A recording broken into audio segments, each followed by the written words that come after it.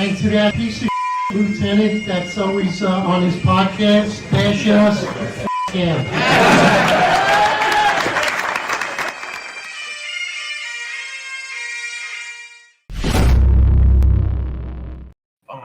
Live. We are live, brother. Good morning. Listen, good morning, Hassan, Matthew O'Brien, Deuces 300.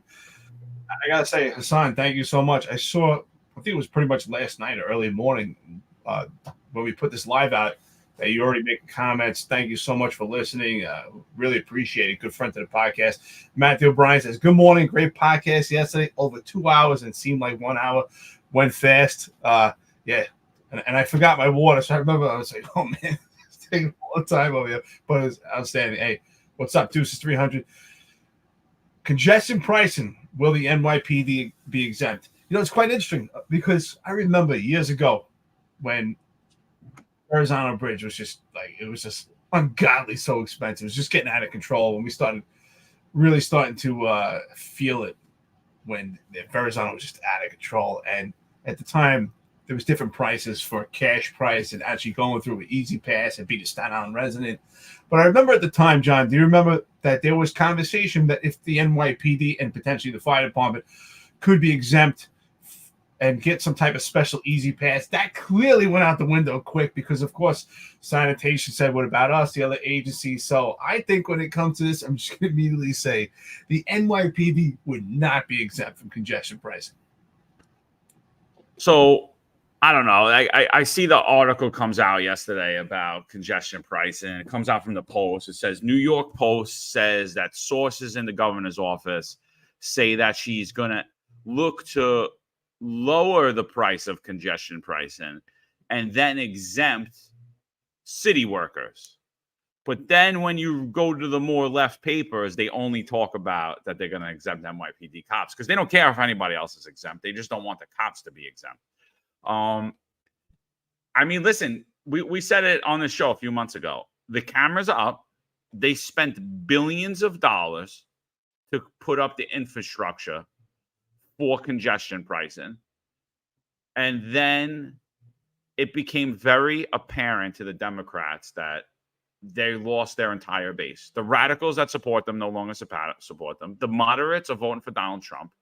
And Kathy Hochul is now a cop-loving, cop-friendly. Her and the DEA are friends, right? The PBA. Everybody loves Kathy Hochul all of a sudden, right? And so now they're looking for a way that they're going to – because it's coming. It's coming. I had some wacko on X yesterday telling me I'm spreading misinformation. I'm like, I quoted a newspaper article, and it's coming. They didn't put millions of dollars in infrastructure for it to not come. So – what are they going to do, of course? Oh, I'm going to lower the cops. I'm going to let you guys go for free. But then it says all the city workers. So you're talking like 300,000 people. So then when you talk about 300,000 people, you're going to exempt 300,000 city workers only. First of all, you're going to cause division amongst voters. They're going to hate us. When they open up that New York State Constitution, they're coming for you. They're coming for your pension. I'm just letting you know right now. They're coming for everything you got. Coming for every perk you have for being a city worker. And I don't blame them. And then the other thing is, this was being put into place because it was supposedly going to alleviate traffic and it was going to reduce carbon emissions or whatever nonsense they want to claim. So now you're exempting 300 people. So you're not reducing traffic and you're not reducing carbon emissions. So it's, in essence, exactly what everybody said it was. It was a tax. And Kathy Hochul just exposed her cards. Great job, Kathy. Yeah, absolutely. Hey, good morning, John. Oh, what's up, brother? Ron Layson. Good morning. He said 3 hours if you count the Starlink delay. LOL. Absolutely. You know what? Hey, Ron Layson, thank you so much for jumping on that X Space last night. I couldn't make it. I got some family in town. I appreciate it. That's a great opportunity. This X Space is quite often that John and I jump on that are quite interesting. They're pretty much town halls virtually. It's a great opportunity to listen to things that are going on throughout the entire country. So when we have X Spaces that whether we initiate them on this podcast or if we just jump on them, we will invite you definitely to our listeners. We appreciate it. It's important you weigh in on the podcast and you can weigh in on the X Space also and talk about things that are going on in the country. And it's always good for a future podcast. But anyway, with that, I can tell you this.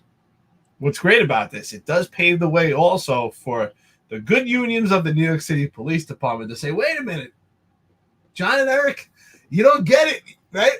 Let me hold your water, Kathy Hochul, because you know what? We were going to give money to Donald Trump, but we got to give it to the Democrats because Kamala Harris is in line with Kathy Hochul, and if we don't, you're not going to be exempt from your $15 tax exemption, which we know is never going to happen. I already watched some crazy lefties. There's some guy, I forgot his name. He's some kind of transportation gridlock specialist. And all he can mention in his interview, it's on YouTube, I got to find it.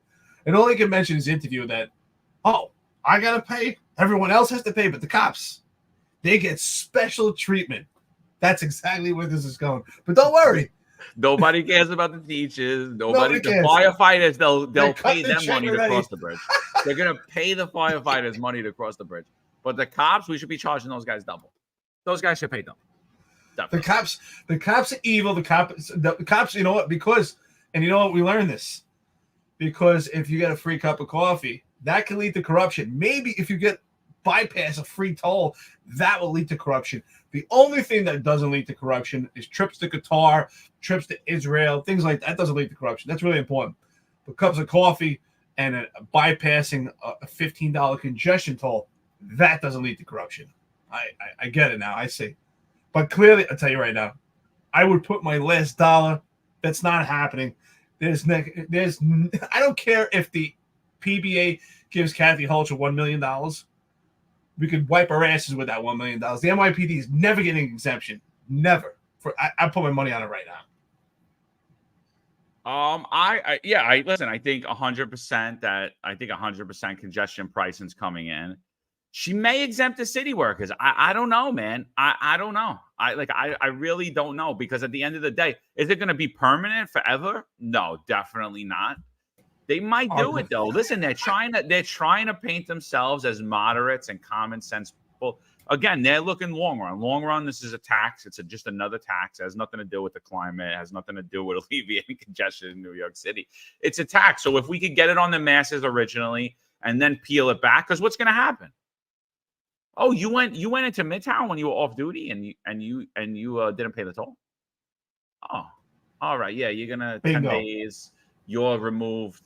You did that. Oh, cops are doing whatever they want. Cops are going to see Broadway shows and they're not paying the tolls, and boom. And it's going to happen with all the city workers, and eventually they'll peel it back. I really wouldn't make a bet either way, but I could see it happen. I'm 50-50. I could see them exempting city workers, and I could see them not doing it. But even if they do exempt it, it's temporary. You're 100%. I've been hearing that we weren't going to pay tolls forever. Forever. Who wants that anyway? I always said, I don't know, maybe anybody here can tell me, but I always said when they gave us Metro cards many years ago, I'm not used to this thing off duty, so they know exactly where I am. They can track where I am off duty, just another way to monitor us. This is another way to monitor, Big Brother. When you're going through and you have that NYPD exemption, whatever gets you through that toll, then they know exactly where you are off duty. Hell no, absolutely not. No way. Yeah. So, and then the gaslighting comes in, we got a lot of stuff about crime to get through today. A lot of incidents that happen, and I'll pull up all those videos. But the reason I put this up is because people, it just goes to the gaslighting of the politics, So I go on social media yesterday and I see Joe Borelli. And this is what he writes. He writes, hold on, I'm going to pull it up for you guys. He writes, post-election. So he quotes the Post article, right? And he quotes the Post article. And he writes post-election, so saying she's going to implement this post-election as predicted. So you would assume that means that he predicted it, right? But he didn't. This podcast did. A lot of other people did, not just us. Anyone that's paying attention is really saying, yeah, right. This is just a ploy to get more votes, the Democratic Party. And he kind of says, what's common sense? But with 230K city workers and adding in city and state employees, their unions would push for Hochul, how will this change the reduction of 100 cars per day? Will this require a new environmental review? Will it meet its own goals, or will it simply be branded as a tax? So when I see it, it instantly enrages me. And the reason that it enrages me is because 2 months ago, Joe Borelli didn't predict anything. This is what Joe Borelli wrote. He wrote, "We won congestion pricing, 6/5/24. It was 8/19 yesterday, and he changed his tune in less than 2 months and said, as predicted, after the election." And then he went with basically what I wrote to him when he wrote this on 6/5/24. So this is how you get gaslit in New York, right? We won. We beat it. Oh, wait, it's coming back 2 months later. Oh, as I predicted, this is what they were going to do post-election. What do you think about that?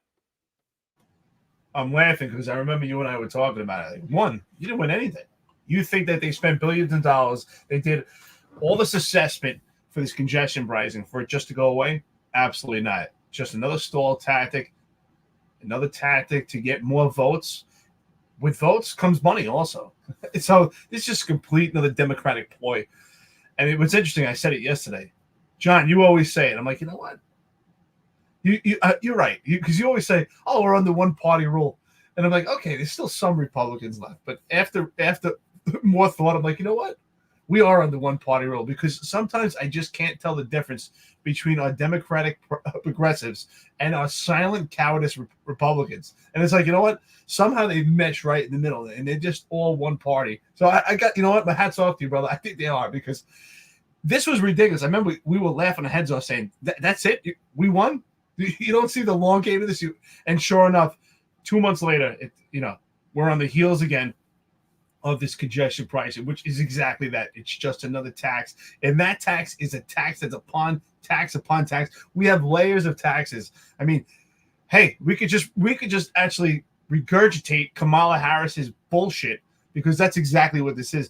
Oh, bread's going to cost more. Gas is going to cost more. You're right. So what is anyone doing to actually help the actual New York City resident? How about the taxing? How about the burden taxpayer right now because of illegal aliens, military-age males that are committing crimes? We have gang members in New York City, and we have to feed them, shelter them, house them. You have to now pay a congestion pricing toll, and there's going to be an exemption so they can get more votes. I hope everyone sees right through this nonsense. Jay Swaggy on Twitch says, follow back, bro. Jay, we have no idea what we're doing on Twitch. We're two old retired cops. We'll check it out. We'll try to follow you back. I can't make any promises. It's not because we don't want to follow you back. It's just because we don't even know how. I have no idea myself. We don't even know how it's linked here, but we'll check it out. I'm gonna put the runner-up technology champ on this. Yeah. And don't worry. In a few months, we may get that. It took me a long time just to figure out how to follow back on Twitter. Twitch is like, I'm light years away from that. Honestly, I mean, I got to get my Starlink working before. Yeah. But Jay Swaggy, 101. Thanks for listening, brother. Appreciate it. Yeah, but what was I gonna say? But yeah, dude, it's total gaslighting. It's just this is New York politics, dude. It's like, this is New York politics. And I was like, and I basically just sent this right to him. I sent this right to him because I remembered it. And I don't want to just be picking on Joe Borelli, by the way, because this is all of the state assembly Republicans, all of the Republicans in city council. They patted themselves for a victory 2 months ago, but everyone knew well and good. Anyone that's paying attention said this is bullshit. Even the Democrats that were against it was saying this is coming back right after the election. We know what's going on here, you know? And so now all of a sudden they're changing their tune. Now they predicted it. This is what politicians do. They know that the average American has less than a 2-week memory span. Fortunately, I don't. I remember things like this. So I wrote to him, hey, Joe Borelli, I thought you claimed victory over congestion pricing. What happened? Oh, that's right. She, and I was talking about Kathy Hochul, was just stalling until after the election. And the soft New York Republicans were just gaslighting their constituents. Get stuff done. And the reason I put the get stuff done in there is because they are working in conjunction, because Joe Borelli's in his last term. And what did we see? We saw the hardcore conservative Staten Island Borough President, Jimmy Otto. Where is he now? He's on the Get Stuff Done team. What's he doing? He's the buildings commissioner. Who was the building commissioner before him? Oh, that's right. The other hardcore conservative, Eric Ulrich, who is probably turning Fed witness right now against Eric Adams, who is also on the Get Stuff Done team. Who wants to be the next building commissioner? Joe, is it you? I think so. I think it is, Joe. So this is what they do. It's all a game. It's always for the next paycheck. It's always for the next job. It's always to get taxpayer money funded to them. And what are they doing for us? Absolutely nothing. And just another note on Joe Borelli and Michael Tanusis. No, not Michael Tanusis. I'm lying. Joe Borelli and David Carr. David Carr is the other Republican Staten Island councilman. He represents Dungan Hills, where I used to live in Staten Island, the Dungan Hills section of Staten Island. What did they run on 4 years ago, prior to COVID? They ran on, if you don't want camera lights, if you don't want speed cameras, vote for us. And what happened since that point? There's speed cameras absolutely everywhere, and they don't even discuss it. But I remember in my head, I remember those signs vividly all over Richmond Avenue, all over Highland Boulevard. If you don't want speed cameras, vote for us. And then when I complained after they got elected, you know what they did? They forwarded my email to state assembly. They said, this isn't really a city council issue. This is a state issue. So I'm like, didn't you run on this? Didn't you run on this platform that you were going to reduce camera lights? So you lied to me? And then that was it. The conversation went dead. Yeah, speaking of state assembly, that's why we have to vote real people like Tom Sullivan. Real patriot. We need new blood in state assembly. People that actually care, like real life people, not people like Joe Borelli. Again, who claimed victory. That's what I realized by the Republicans in New York. Quite often we see they propose an idea, but they never actually follow through. And then, to them, that's a victory. Oh, if we just talk about it. And exactly what we said. Everyone has short-term memory, so we have to pay attention. Drone Ranger, good morning. The only people who have to pay all these added taxes, he's right, red light cameras, speed cameras, congestion pricing, are those that properly register cars. Perps with temp tags and mismatched plates pay zero. You know what? Spot on. I always said the same thing. It's amazing, right? As a cop, you have to have the proper plates. Everything has to be properly registered. God forbid you didn't. And yet, how many people are going to bypass this by other means and not actually pay this toll? This is ridiculous. The idea that this is some type of emissions to support emissions is absolutely ridiculous. This is just a tax, another tax on New York. Here you go, boom. That's all it is. And like, what am I seeing? Like, I see all these videos with the khaki pants stopping ATVs, four-wheelers, like Banshees.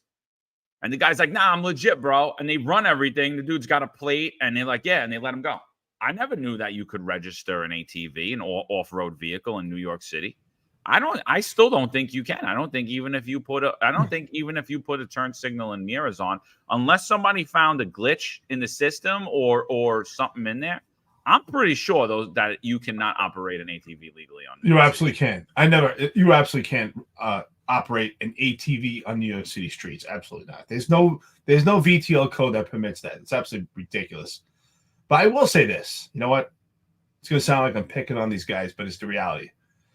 I watch numerous interactions with the khaki pants, and I think that these guys, listen, they're out there. They're doing they're doing what they're paid and trained to do. Streets are insane right now. It's completely lawless. But I do think that they get themselves in a lot of situations that end up in car pursuits or that end up in like these crazy things, what happened in Queens where the perpetrators jumping roofs because of their tactics. And I think that's what comes down to, just bad leadership. You got a lot of young guys in that unit, and there's just some bad tactics. It's not their fault. It's the way they're taught. But I watched some of these videos. I really do. I critique them and break them down. I said, you know what? If there was a different approach, they would be able to box these people and not have these vehicle pursuits and not have it so out of control. And sometimes moving slow is fast. And I think, you got a lot of these young kids and they're super enthusiastic and they're just exacerbating these situations. So, again, if you watch these videos time and time again, it's the khaki pants. Yes, they're the ones doing the intrusive police work, but sometimes they have to slow it down. Slow is fast, and really have to monitor their tactics. And we need better leadership in that unit. I agree with you totally. Good morning, brother. That's Lazaro. What's up, brother? How you doing, dude? Yeah, so listen, let's just let's get into crime. Let's wrap up this congestion pricing. So you say no NYPD cops are going to be exempt. You're getting gaslit. And two questions. Is congestion pricing coming? And will NYPD cops be exempt? No doubt in my mind that this congestion pricing is coming through at some point. I think this is a complete stall tactic. I think the PBA will fold and fund these Democrats because they'll gaslight their members saying this is what we need to actually get you this exemption. So again, they love to spend $1 to make a quarter.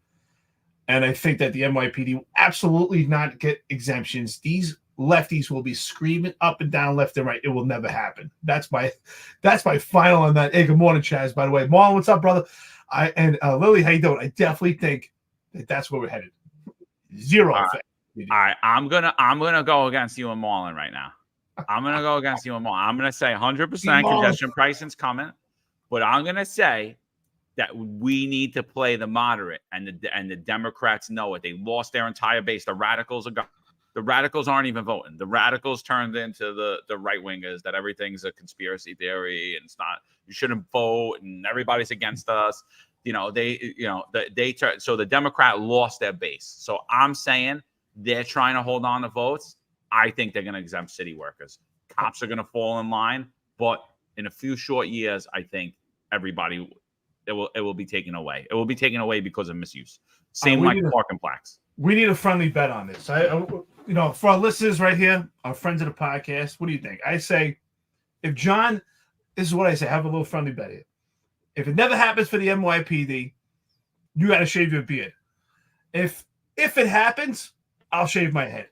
That's a deal. I'm saying it right here on the podcast. Why can't you shave your beard? What? I'll shave my beard. Okay. All right. I don't mind. I haven't seen my face in a long time. It's supposed to be equity, bro. It's got to be an equitable bet. It can't be, I'm not kidding. At this point, if I looked in the mirror, I'm like, do I even know you? But yeah, that works. Yeah, let's do it. Let's do it. Hey, everybody wants me to shave the beard anyway, so I could. Yes, once you don't look like a skunk anymore. Yeah. Deuce 300 said, that I heard this too. Word on the streets is the khaki pants CCRBs are being stacked in a separate pile. I did hear that too. We're not surprised. We say the NYPD is a three-tiered system. It's deputy commissions in plain clothes who are uniformed personnel, khaki pants, and general population. So I'm with you. Yeah, 100%. Oh, we did that X Space last night. Before I get into some like crime stories, we'll go national, we'll go New York, and then we'll hit up the DNC. But we did that X Space last night with Joe Lanou. We had Liz Collins on. She was she's the author of the book They Lied. Based upon the book They Lied, she then produced a documentary called The Fall of Minneapolis. So she was on the X Space. Marlon was there. Ron was there. Chief Patrick Jordan was there. It was a really good conversation. It was really good to listen to her. And her husband, which I was unaware, was the PBA president for the Minneapolis Police Department. And one thing she brought up that I didn't know, maybe she did say in a documentary and I just didn't remember it. But what she brought up there was, and I asked her, where were the union in any of this? Because the thing that really bothered me the most in the Fall of Minneapolis documentary, when it concerns George Floyd, the thing that bothered me the most is the move that you see Derek Chauvin deploying, which is called, I forget, like the MR, I forget what it's called. Yeah, it's the MRT. MRT, right? MRT, what's it stand for? I forgot. I'm looking it up right now. It's MRT's the move. I forget what it's something resistance, maximum resistance. Maximum resistance. Whatever that is, the MRT. That's a trained move in the Minneapolis Police Department. So what bothered me the most in that documentary is that you had the chief of police standing up on the stand, sworn in. You had the sergeant in training, and you had a few other people testify that they never saw that move, even though it's written into the training documents of the Minneapolis Police Department. So they perjured themselves. So I asked her, I was like, your husband was the union president. Where the hell was the union? So she basically said that they would like, it wasn't even, they went so quick. Basically, Chauvin and the other 3 cops that are in jail received 0 due process. They were immediately fired, right? So now the union kind of is out of the loop with this. The other thing she said is the investigation was immediately turned over to the feds. So now even the Internal Affairs Bureau inside of Minneapolis is out of the loop, right? It's basically out of the state jurisdiction, out of the city jurisdiction, and the feds take over the investigation. The union never even saw the body cameras until we did, until the public did. The union couldn't even mount a proper defense. They never seen the body camera, the other body cameras. And now that the other 3 body cameras are widely available, she said no one really talks about it or sees it. But like, that was the thing that bothered me the most. Eric, you watched the documentary, right? Like, what'd you think about that? Like, oh, the documentary is amazing. Actually, make me want to watch it again to see if I pick up on things that I noticed earlier. Marlon put it out here. Absolutely right. I just saw it on the internet. Thank you. Maximal restraint technique. Well, I think that's a problem. Listen, I know her husband was in the union. The problem is the union needs to put their foot down even further, say, hey, there's information that we're not getting, that they're not transparent. And I hope that other unions learn from this, especially the New York City Police Department, because what happened in Minneapolis could come to the NYPD. There's no doubt in my mind. Even though the NYPD is much more vast in size, of course, the same thing that happened there could trickle to the New York City Police Department. But that's a huge problem that the union did not access this information. The other thing that's really alarming is that the feds took over within 10, 15 minutes. How quick they responded, it has to make you think, is there some kind of deep state issue here? I mean, it is strange. I mean, I remember a buddy of mine, his name is Leon, and he's not a cop, but he's really into history and really into a lot of conspiracy theories. And I remember him saying back then, this whole George Floyd thing is just a complete hoax. It's all made up. And I said, it's crazy. I mean, why would they? And I said, even if that's the case, like, why would they pick this city? Why did they pick Minneapolis? Why did they pick this particular case? But I think it all comes down to timing, right? This all stems down to the election. All it has to do with Donald Trump back then. Clearly, it was all about the Democrats pushing for it. But again, just the fact that these cops perjured themselves, the union had to have their finger on that the entire time. And the fact that they didn't see the body camera, it's really scary that we have someone sitting in jail right now and that just there was some discovery completely missing. And the fact that the union never saw that, that is really scary. That is really scary. And especially, our unions of the New York City Police Department, how far would they take it? You know what? And especially right now with the leadership that's in the NYPD, I don't think they would even push as far as this union did. The thing is, like, he's speaking out, right? Like, his life was threatened. His wife's life was threatened. Their house was under siege almost every night. And so what she did is she was like, screw this. I'm writing a book about what happened. She's actually, I just started, I downloaded the book on Audible. I was just listening to it this morning. And it's pretty wild to hear what happens because it's her account. Like, we woke up that morning, my husband received a call, not like any other. So you hear like how the whole incident plays out from her point of view. So it's I definitely recommend it. 100%. I think the other thing that really stuck out to me in the conversation, and it's something that myself and Eric spoke about on the podcast when we were talking about those Memphis cops. The 5 black Memphis cops that beat the shit out of the black guy and killed him. Tyree Nichols. Tyree Nichols. There you go.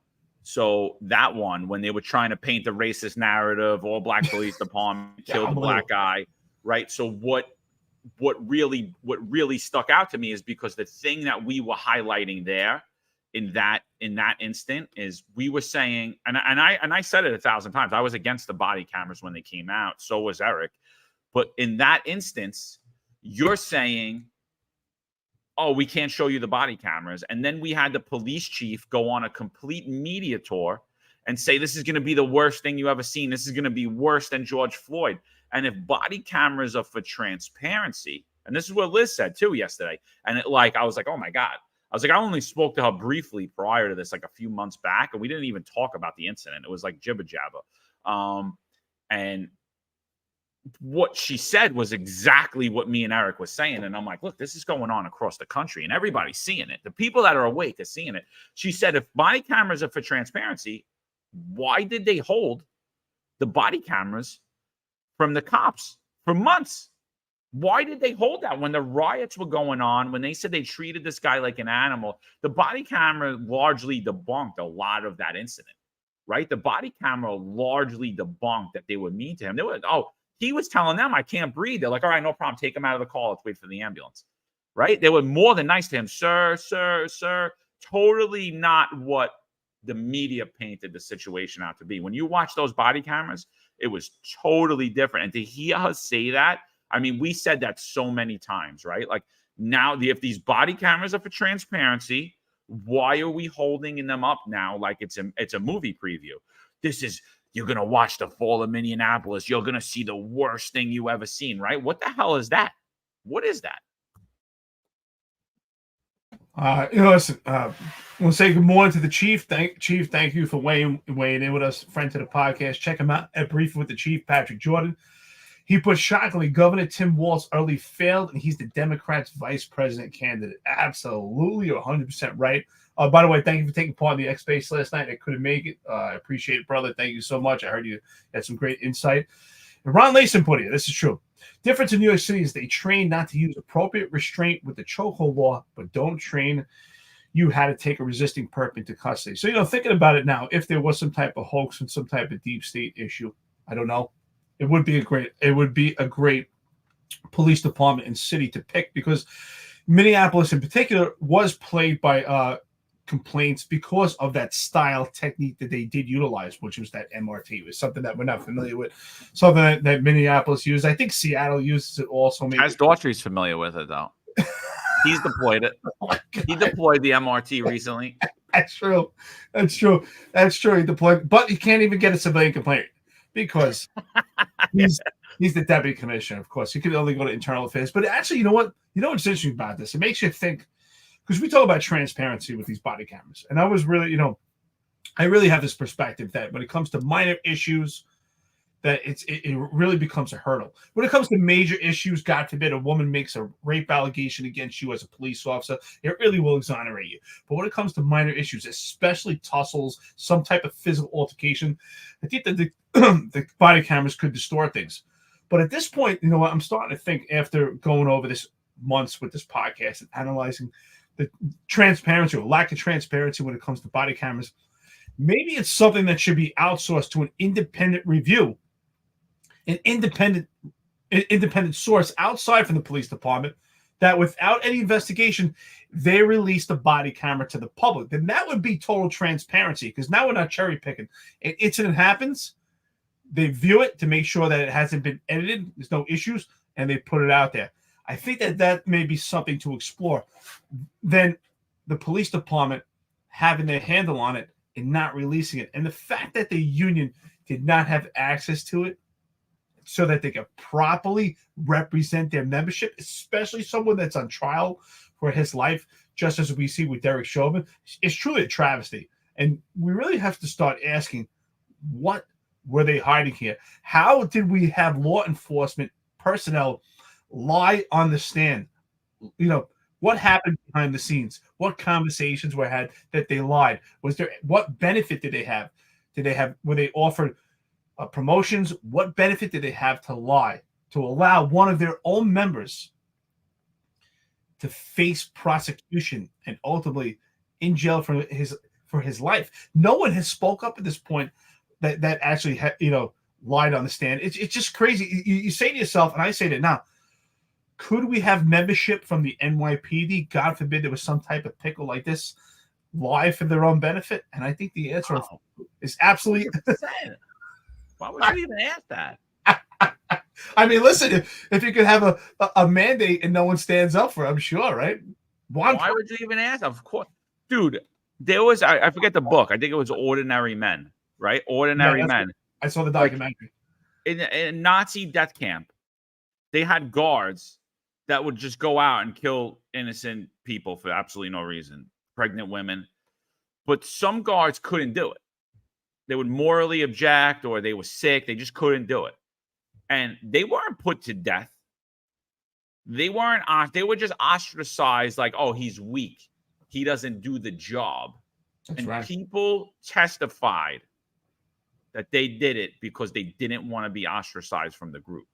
They didn't want to feel ostracized from the group. They didn't want to be John McCarry when everyone was wearing a mask a year and a half after the pandemic and everybody was scared. And then all of a sudden they were the good people and they were the good cops.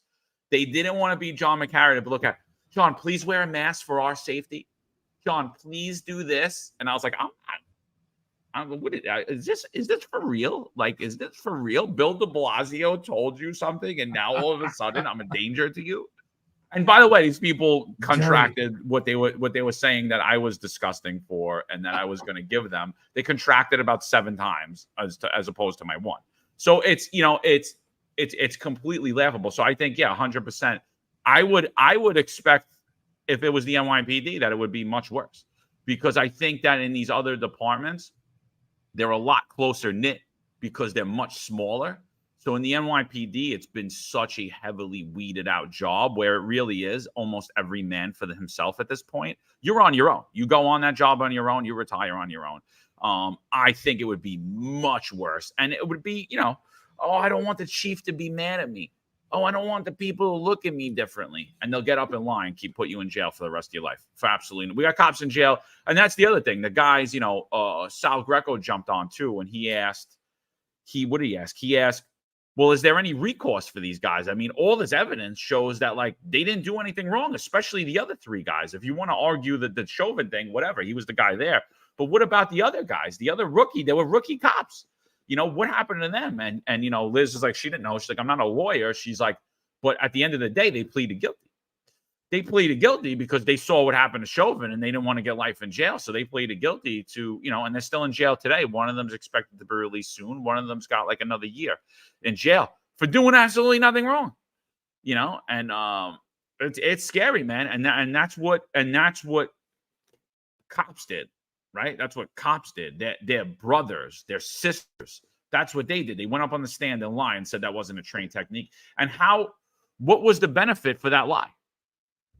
You could use a trained technique and actually murder someone. Yeah, we trained it, but we didn't tell them to stay there for 5 minutes, right? Or whatever that case may be. But they actually just lied. They just made up this fabric. No, that's not part of our technique. And here it is. Perjured themselves. I still say Chief Ambandando, that training sergeant, that other person that testified, they should be arrested. They should be arrested and convicted for perjury. Absolutely. That's why I said, what did they have to benefit? Were they offered some type of promotion? Was there some type of subliminal message? Hey, to stay in line. I saw that documentary also, Ordinary Men. And what are cops? Cops are ordinary men and women. Now, I don't have the data. If someone here listening, our friends at the podcast, if you find it, I appreciate it. But I've heard that only 2% of people actually speak out from the group, just as what we're saying, even when it's what's wrong, just as we saw in Nazi camps, that they were not actually pushed, that they were not threatened that they would be put to the death or that they would be shamed if they did not put themselves aside from the group. No, they actually went with the group exactly that. It's ironic, right? They were, they didn't want to appear to be weak to the others. And the reality is they would have actually showed strength if they separated themselves from that group.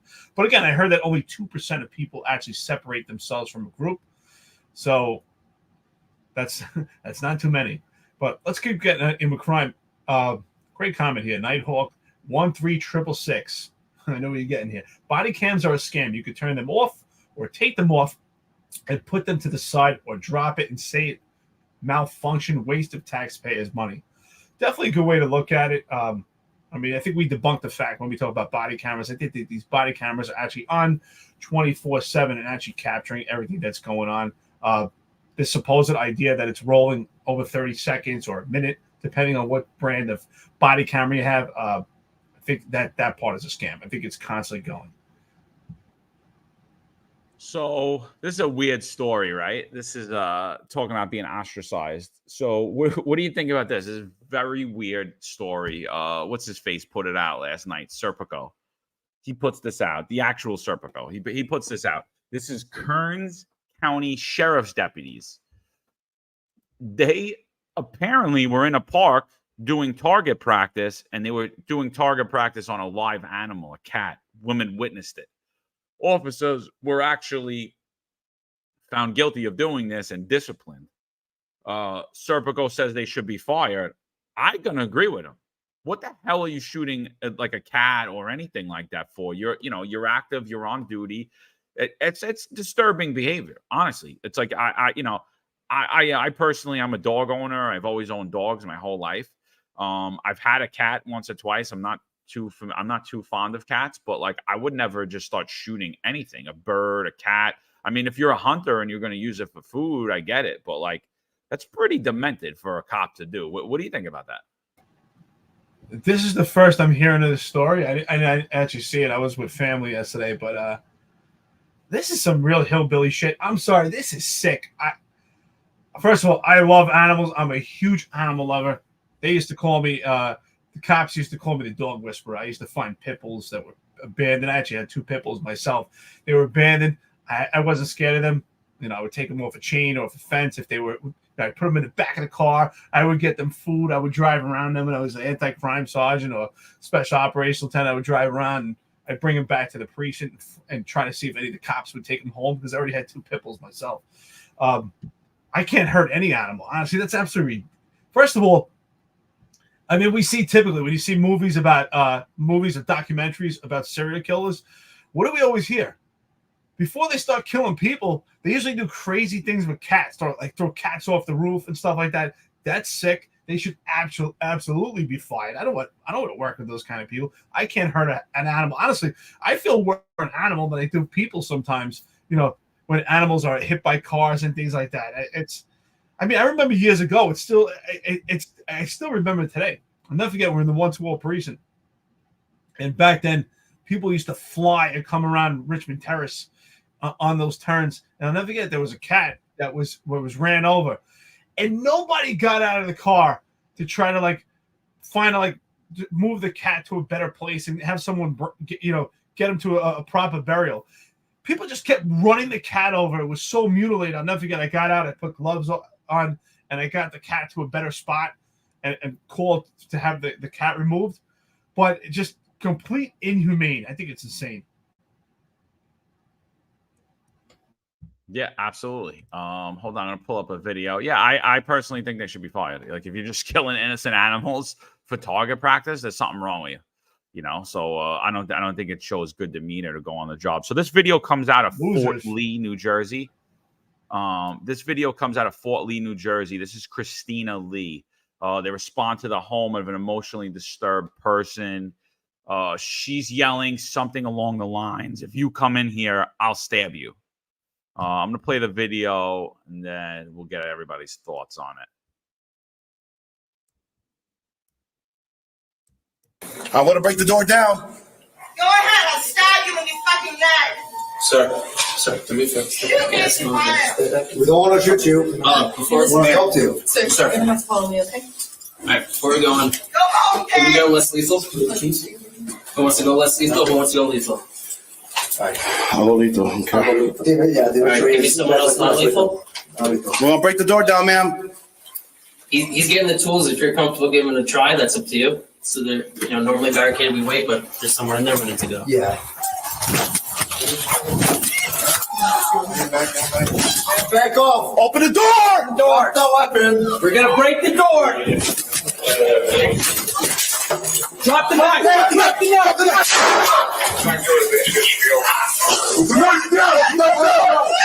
Put the knife down. Where's the knife? Drop the knife. Oh, fuck. Pull her out. All right, let me read this story to give you a little context too. All right. Before you read the story, I just want to say thank you and shout out to John Jones. He really, awakened us to the story and brought it to light. For some reason, I haven't waited much on too many stories from New Jersey, but just shout out to John Jones. Yeah. Oh shit! Did I just lose this?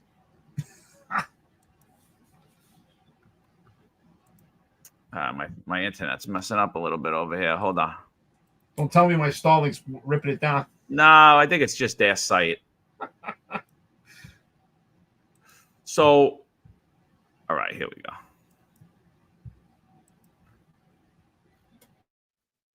What the hell? All right, but basically what you see there is emotionally disturbed person, right? You got the emotionally disturbed person. She's yelling. The one of her family members calls, says she's acting up. She tells him, "Don't open the door. I'm going to stab you in the neck." But someone's in there. So REDP procedure, we're not breaking down that door. We're going to get ESU. We're going to get TARU unless we could get in that door. They knock that door open. What you see is when they open the door, there's two females standing there. One has a huge water jug, and she charges the cops with the water jug, and he shoots her. There's no knife, supposedly. What are your thoughts around it? So I know the NYPD procedure, but we do have emergency exigent circumstances where we would break down the door. Obviously, if someone at that point is in a imminent death, in a situation where their life is in imminent death, I think we would break down that door. I mean, ultimately, our emotionally disturbed procedures are to await, time on our side. We're going to have personnel respond eventually with the duty captain. When it comes to the NYPD, usually, what I would do with my personnel is go to the apartment below or above and try to get a layout of the apartment, try to get someone in a different location. I don't know the layout of that particular building. If we could see through the apartment, through some windows, we want to use time on our side if we have it. So I don't want to completely knock them, of course. I think that what we're listening to here, I do believe that they have what they think is possible imminent death. They hear that, that there's potentially other people in the apartment. They're going to stab her. I mean, they're even discussing it right now. Should we wait? They're asking, should we wait? That's normally a procedure. Should we go right in? I think that at this point, I think it's a catch-22 situation. If they didn't go in there and she does start stabbing, if she does have a knife, because they don't know what's behind that door. Of course, it's it's like a magic trick. If she starts stabbing someone else in that apartment, I mean, they're going to feel terrible that they didn't make entry. And if they do make entry, the problem is exactly what we saw in that video. Is she right at the door?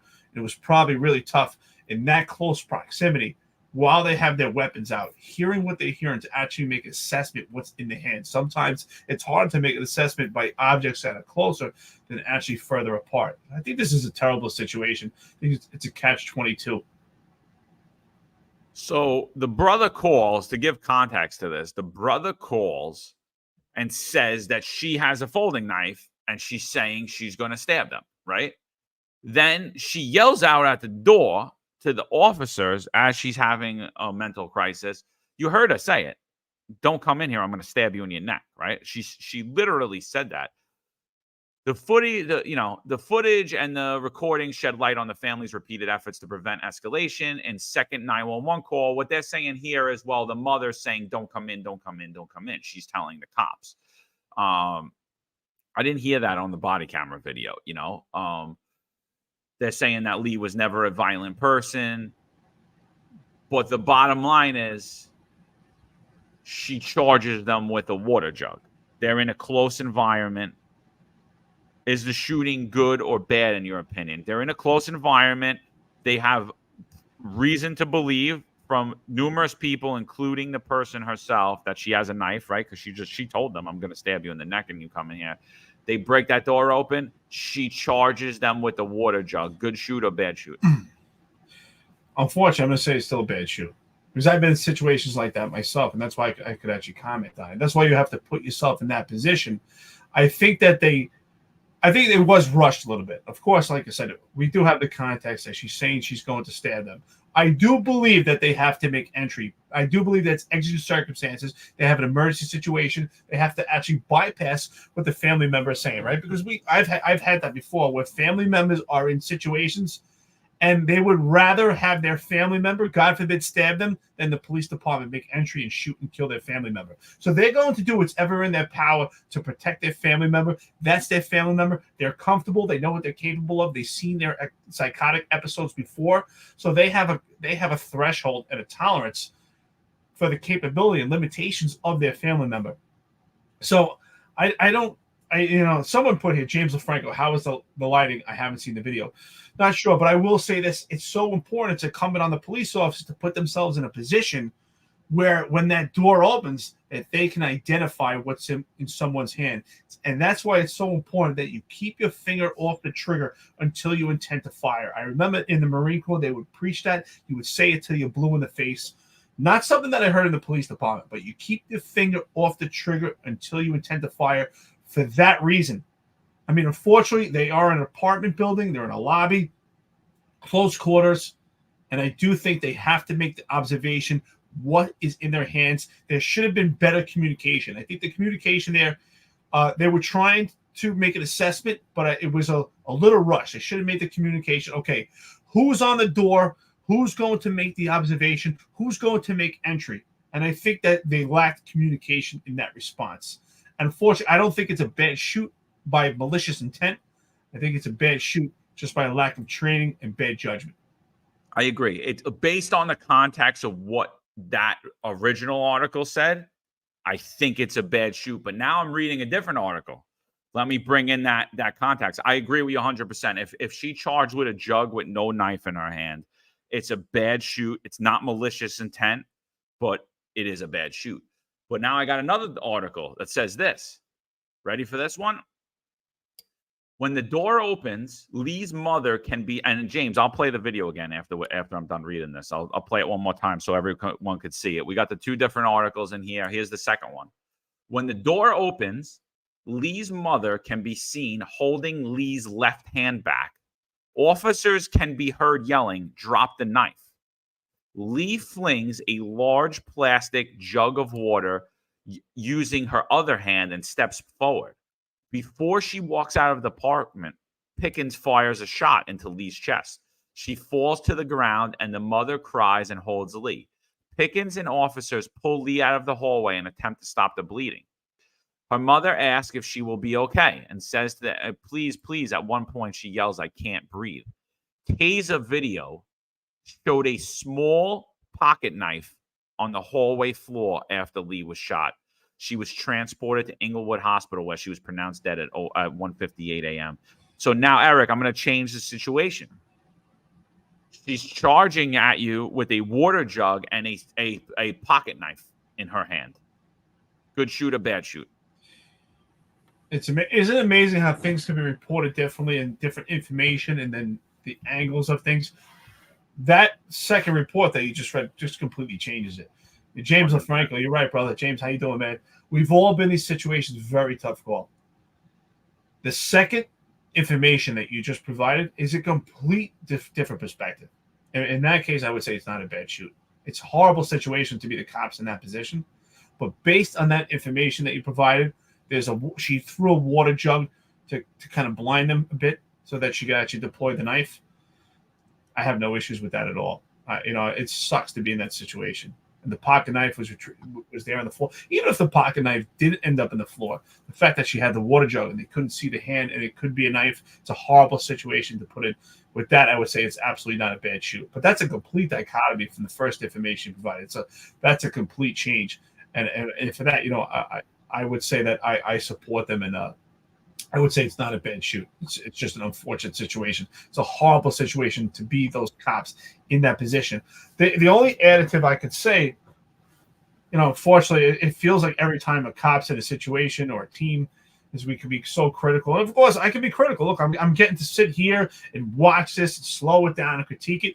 They had seconds. The only thing I can say is a little more communication between them as far as what roles and responsibilities that they're going to take. But other than that, I mean, they did the best of their ability. It's a horrible situation. So, James, I agree. It's a horrible situation, but I do support them. Yeah. I mean, it's terrible. It honestly is, because you really believe that she has the knife at that point, even if she didn't. But now what I'm hearing in that sounds like she had the knife. Now, this video that I'm playing is heavily blurred out. So we're missing a lot of context. You're not going to see a lot of stuff, but I'll play it again. I would love if they would have put the other officers' body cameras on here too. I'm going to play it again. I'm going to put the sound on. Here we go.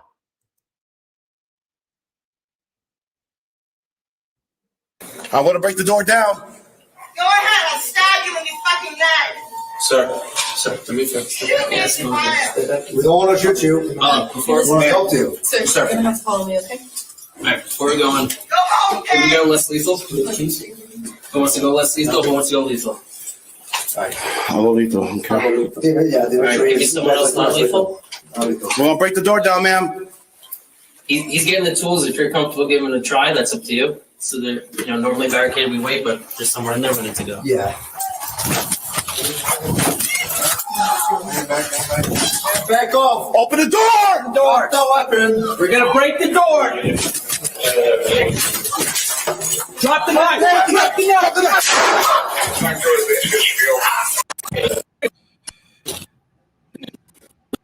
So, John, I don't think to slow it down now. Yeah, no, this is an easy video to do. I'm gonna try to stop it.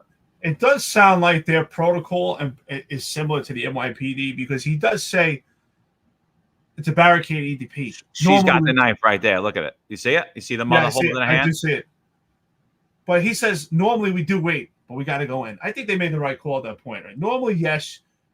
James, by the way, you're right. I know that story very well. Remember Eleanor Bumpers? That's a great story, by the way. Yeah, she was actually shot.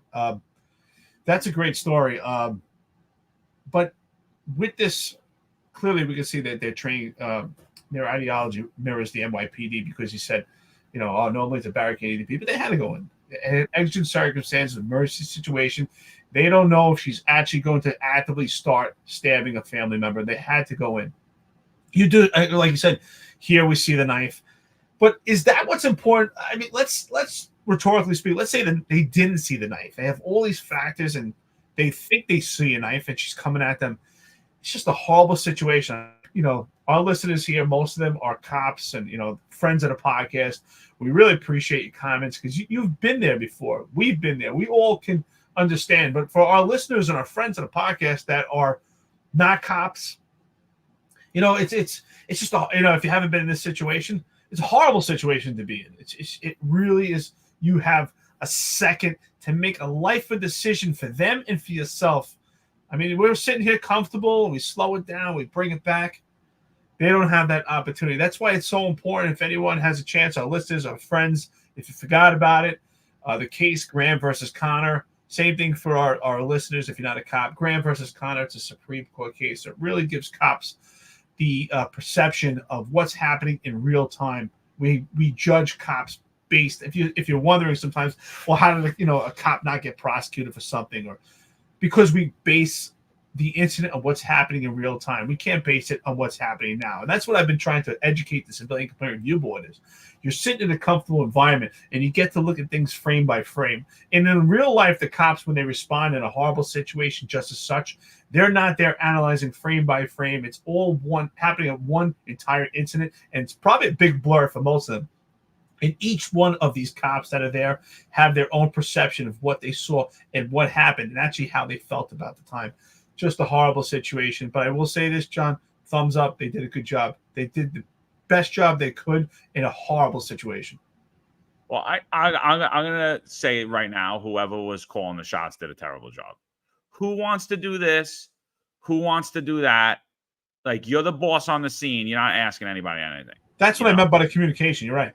I gotta say, whoever that was, you're going lethal, you go less than lethal. When that door open, make sure she doesn't have that. Whatever it is, people are bringing up that there was a shield there, and the shield never was deployed either.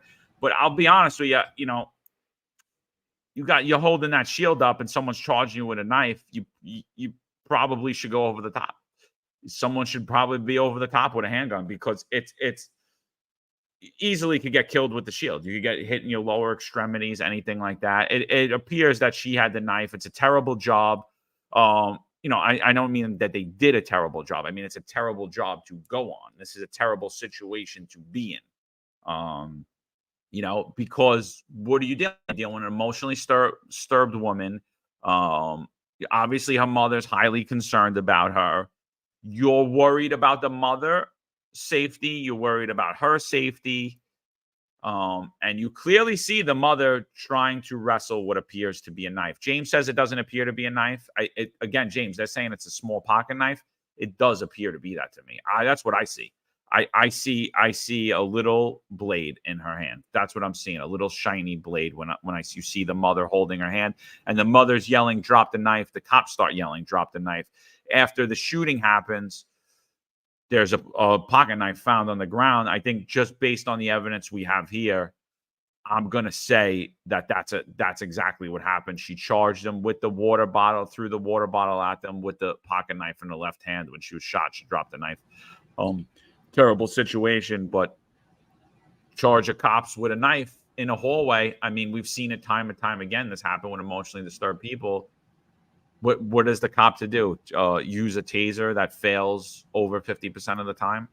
She's supposed to take your life in your own hands. Oh, hopefully she doesn't stab me. Hopefully she's just bluffing. So terrible job. Terrible situation. Terrible situation. I'm gonna say good shoot. I'm gonna say good shoot. Terrible tactics leading up to a good shoot, though. I agree. There was a lack of leadership there. It was kind of like toss up, like, oh, who wants to do this? In a situation like this, it takes real key leadership, and that doesn't mean that you're actually authoritative, but a leader that actually utilizes their resources and gets the job done. Within seconds, we have to make clear decisions, and that's what I mean. And understand whose roles and responsibility. All right, you got the door. You need to stand right here to make sure that we can see who's coming in and out of this hallway. You need to do this, and everyone defines their role. And when you actually put emphasis on it, they'll put emphasis also. And the way they handle it, Matt, kind of like gingerly and like who's going to take it, that's a problem also on the way they're going to do entry. I do believe that tone is important with leadership, that you would say things, you would get the same effect. That's something I learned in the Marine Corps, that, your tone, your voice, it does exemplify things. If I'm like, hey, guys, let's, all right, let's go out today. We're going to be motivated and we're going to go out and do physical fitness. You're going to be like, I'm not into this. But you're like, listen, this is what we're going to do. We're going to get this job done. You know what? Now you're like, okay, you're gearing up. We're motivated. We're ready to do this. And now you sharpen up your tools. You sharpen your skills. So I want to ask you this question, John. And for our listeners out here, our friends, I'm curious, weigh in on this. So let's say, for instance, because we, especially in New York City Police Department, we can compare this to even Ron Layson brought it up, like an Amadou Diallo case. Do you think it changes things? I think a water jug is pretty obvious, but do you think it changes things if she came charging at the door and the family member says she has a knife? If we don't see a knife, or we see what they appear to see something in the hand, turns out there's nothing there. Do you think it changes whether it's a good shoot or not? I'm curious from our our listeners and yourself, because in those close quarters, we have the family member, they have the information they have leading up to it, the context. The police officers make an entry. Now, I will say this: I've been in situations having the shield, and I do understand. I do think the shield is a handy tool, but I can understand also why they didn't have the shield out when they made entry. Sometimes it does create a blind spot. It creates a little bit of an obstacle. And this is not a team work together where they're making an entry that this is what they do constantly. And they understand where the blind spots are. So I will give them credit with that. And I will understand the situation because I've been there. So based on that question, do you think that changes anything, John? I'm just curious. In the eyes of the public, in the court of public opinion, it absolutely changes everything. But does it change the fact that the officers had reasonable suspicion to believe that they were being attacked with a knife? No, it doesn't. Should it be considered a good shoot in the technical sense of the word? Yes, depending on what led up to that shooting. I'm going to say in this scenario, the rush job on it, the lack of leadership, I'm going to say that this is a failure. If that's the case, I'm not saying now that we have these facts in. I'm saying that if there was no knife, and you have the evidence, you have the mother saying she has a knife, the brother saying she has a knife, she's saying, I'm going to stab you in your neck, breaking the door, I'm going to stab you in your neck, and then she charges you, and you perceive a knife, but it isn't a knife. Is it a good shoot? Technically, by the book, it is, but you're going to jail. So technically, by the book, I was supposed to get due process before I had to leave my career. Marlon Bethel was supposed to get due process before he was terminated. He was supposed to actually be charged with something. So by the book, But the book doesn't matter today, right? That's what we just said. The officers in Minnesota, they didn't get due process. They just got terminated before any type of investigation. The little half man Mayor Fry fired them immediately. They handed the case over to the feds, and they never released the body cameras that are for transparency until after he was already convicted. That's why it's so important. Our listeners, our friends of the podcast, weigh in, because I believe, and I can tell with this particular team of police officers, they seem like good-hearted people. They could use some. I think the leadership could use some more training, and I don't fault him. I don't know what their leadership training is. They seem like good-hearted people. They just need more leadership training to have better directive, because it all trickles down. Good leadership trickles down to a good team, and it trickles down to good responses, right? We always say that the best reactions stem from the best actions, right? Because there's actions and consequences. But I think that it doesn't matter, honestly. And I think, but the problem is, are you actually supported by the case of Graham versus Connor right now, doing policing in America, or are you actually battling optics? The shame is that you're actually battling optics. And that's why I went on this podcast with Paul Pantini out in San Diego. Anybody has an opportunity to see it. It was about 4 hours. It was long. But we talked about this because, we were talking about how policing has evolved. And generation after generation, we adapt to the manner of policing. And I said, I get that. But over time, John Smith in 1950 operated a certain way. And we looked to 1960 and 70s as that generation went on. And policies changed. But what has changed now is law has changed and optics, because we could see everything and what we believe is real time by body camera, whatever video we watch. And I would say, so what? And we were talking about it. I was like, so Paul, what would you tell? Paul's, by the way, a great guy. If you check out his podcast, Paul Pantini, what a great guy. He was a cop also in California. But we were having this discussion. It's like, what would you tell a young guy, a new guy doing the police? Just do everything right, he said. And I said, Paul, that's quite interesting. You say do everything right. What does that mean? Because I would say, in my opinion, these police officers, they took all those steps. Okay, there was some fault on the leadership, but they took all those steps. They made entry with their hearts in the right direction. They want to save this girl's life, save the life of the family members. They made entry not knowing what's behind that door. They were fortunate, turned out to be, somewhat of a small stature, not much of a physical challenge for them. But they don't know if there was someone 6'7" behind that door. So they showed fortitude. They went, the door opened, and even if there was no knife, and they hear there's a knife, and they see her hand, they believe they're seeing a knife. I think with all those factors, you're going to believe you saw a knife. So I don't fault them. I think that it's an unfortunate situation. If there was no knife, I would support them with the case versus Graham versus Connor, and I do think that they would be condemned with optics. That's why it's so important we have podcasts like this to actually support police officers. Unlike what we see from unions, our listeners, our friends right now who are weighing in, this is what we need. We need a forum where we constantly talk about it. We need to be heard. No longer can police be treated like children where you're seen and not heard. We must be heard. Yeah, so that's exactly what is going on though in policing. That's the exact problem in policing. Forget the law, forget everything. The rules change every situation. Every situation, the rules change, the game changes. You're playing a different game every time you respond to a 911 call. Oh, that was a male white who was emotionally disturbed. That's fine. Leave it alone. Oh, female Asian. Oh, male black. And then the rules change dependent upon the game, right? Law matters, policy matters, training matters, the truth matters. And are we letting people decide the fate of police officers who don't have to apply law, training, standard? Do we let people decide the fate of those officers? Yes, we do. Yes, we do. The chief asked if why the conflicting reports? Why did they leave it out in the other story? It was just a little blurb. You know why they let it out. It's either clickbait or they want to paint the officers in a bad light. Either it's clickbait and they want you to get hooked on the story, or they want to bring in more stuff. This is what's been going on in the media, and it's been being helped by cowards in policing. It's being helped right along. The narrative is being helped right along.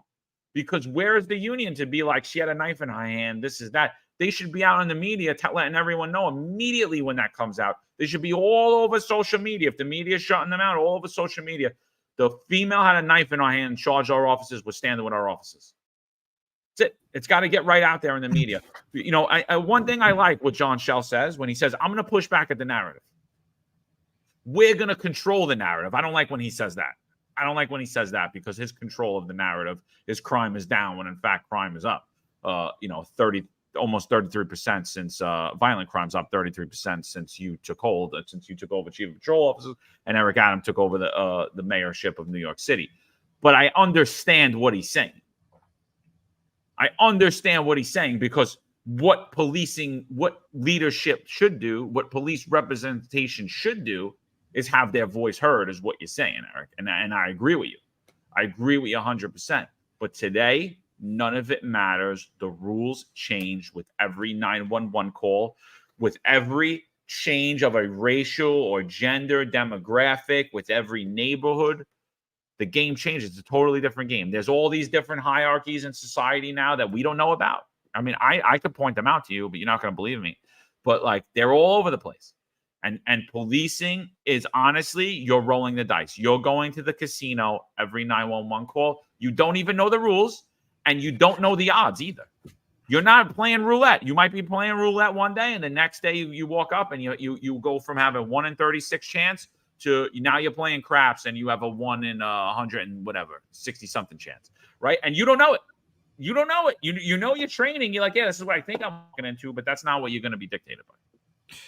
This is why I don't like the body cameras. I know there's a lot of people that think that the body cameras are a good thing, and I don't fault them for that. But I think it's up to perception. But here's my perception. I'm going to give you my analysis.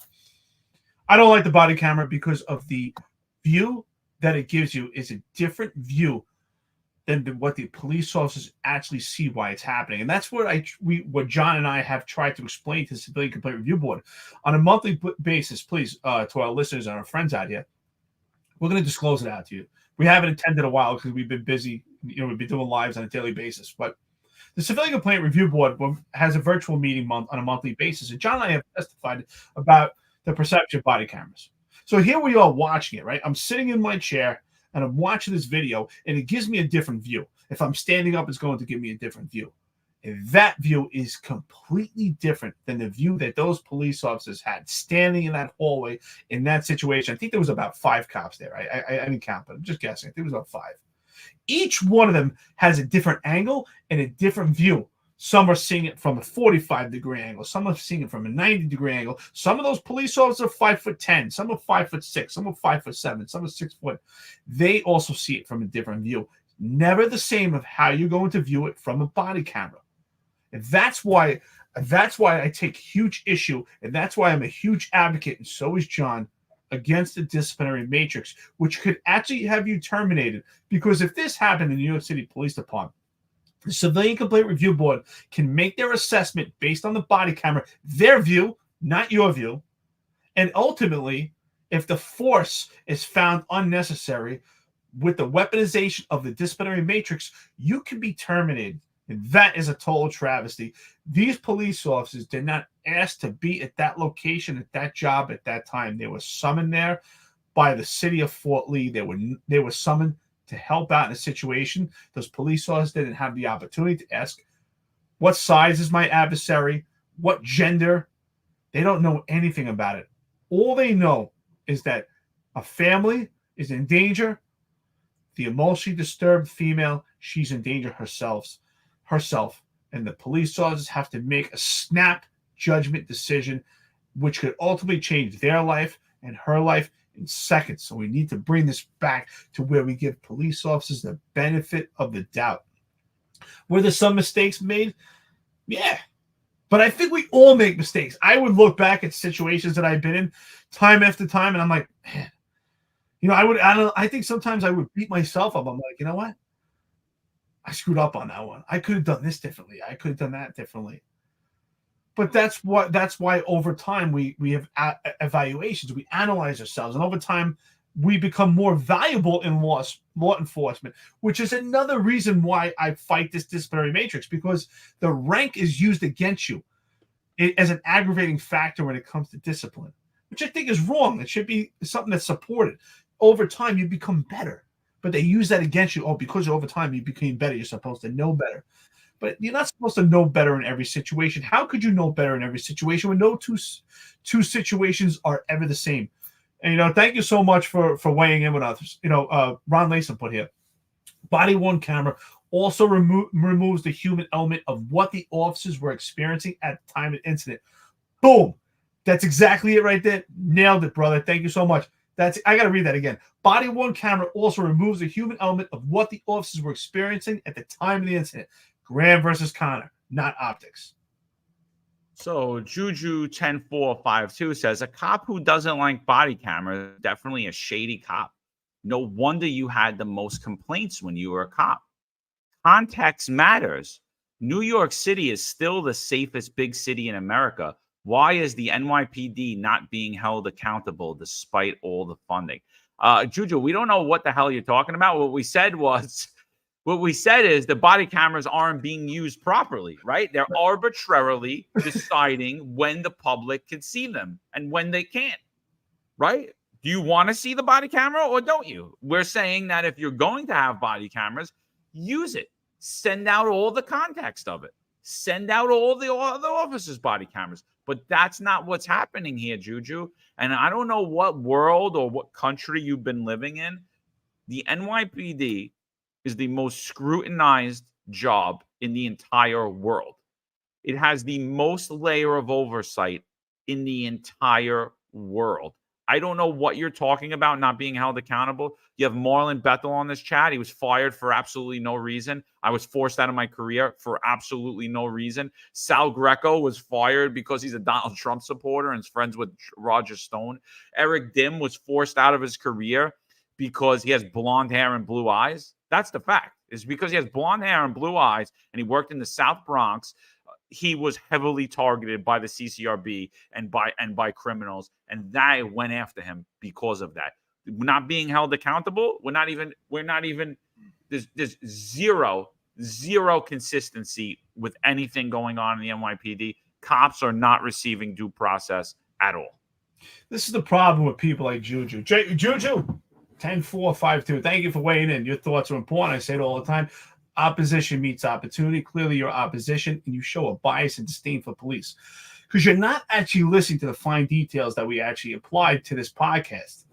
Because I have not said that I am anti-transparency. I'm not anti-observation. I believe I've said this numerous times, and I said it on the podcast. I say it in real life. I said it while I was working towards the end of my tenure in my career. I'm not against the Civilian Complaint Review Board. I believe that police officers should be accountable and liable and responsible for their actions. We have a great deal of power. I would say this is one of the few professions that you can be working in the precinct. You say, you know what? I'm going outside. I'm going across the street. I'm going to get a cup of coffee. And on your way to that cup of coffee, you intercept a robbery happening in progress. And that person has a firearm, faces towards you, aims at you, and you fire a shot. And God forbid you take someone's life. On your way to get a cup of coffee. You still go get that cup of coffee, and then you have an investigation. You are held liable, accountable, responsible for your actions. We should have transparency. We should evaluate what happens. And what I said, I'm not against body cameras actually being used. I'm against the way body cameras are being utilized against the police officers. It's not used to be transparent, and it's not used to understand the case of Graham versus Connor. And that's what I'm saying. That's why I believe that if John and I, myself, and some people that are listening here have great perspective, we're members of the Civilian Complaint Review Board, we would say, okay, this is our view, and we get to look at this in real time. But we have to understand there were 6 police officers here, and there's different angles of how they see it. Let's look at the nomenclature, the size of police officers, and find out how they saw it. Let's weigh in on the total subject of what they saw, and then we can understand, okay, they fired a shot because they believed they saw a knife. Why would they believe they saw a knife? Because we have painted an entire picture, the entire context. But clearly, Juju, I think you're showing bias and disdain for police, and you're not willing to listen. If you'd like to have a conversation one day, I'd love to have a conversation. I believe opposition meets opportunity to understand where your terminology is coming from. Yes, I have the most complaints. I am the most complaining cop, and I own it. And that's for doing outstanding police work in the New York City Police Department. getting illegal firearms because I had the best men and women to work for me, and I had some great bosses out there. Thank you. Drone Ranger says Juju is either not a UMS or is a blowhard assigned to an inspections unit. I'm going to disagree with you, Drone Ranger. I'm going to say that he's wearing tan pants and he's a rookie cop who thinks he knows everything. That's what I'm going to tell you right now. That's what I think. Oh, absolutely. After my comment on the tactics.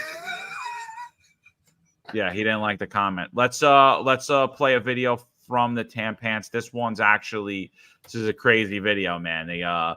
So they try to get a kid in a stolen car. It leads into a foot pursuit. They ultimately go on a chase over rooftops, and they're jumping on rooftops. This is crazy. It's a good video, good police work. I'm going to play it now. Let me put the volume up. Here we go.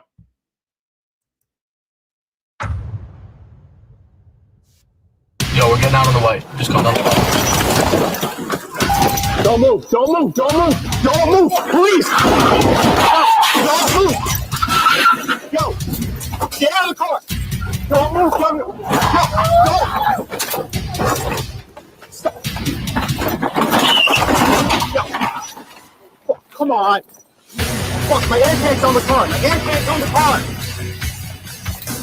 Please, Lord CSC Sergeant 888 34th Avenue, 99th Street.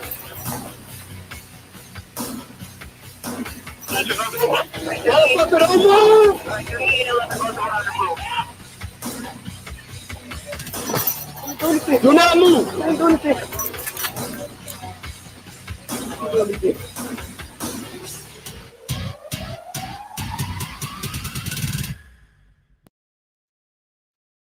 That was wild.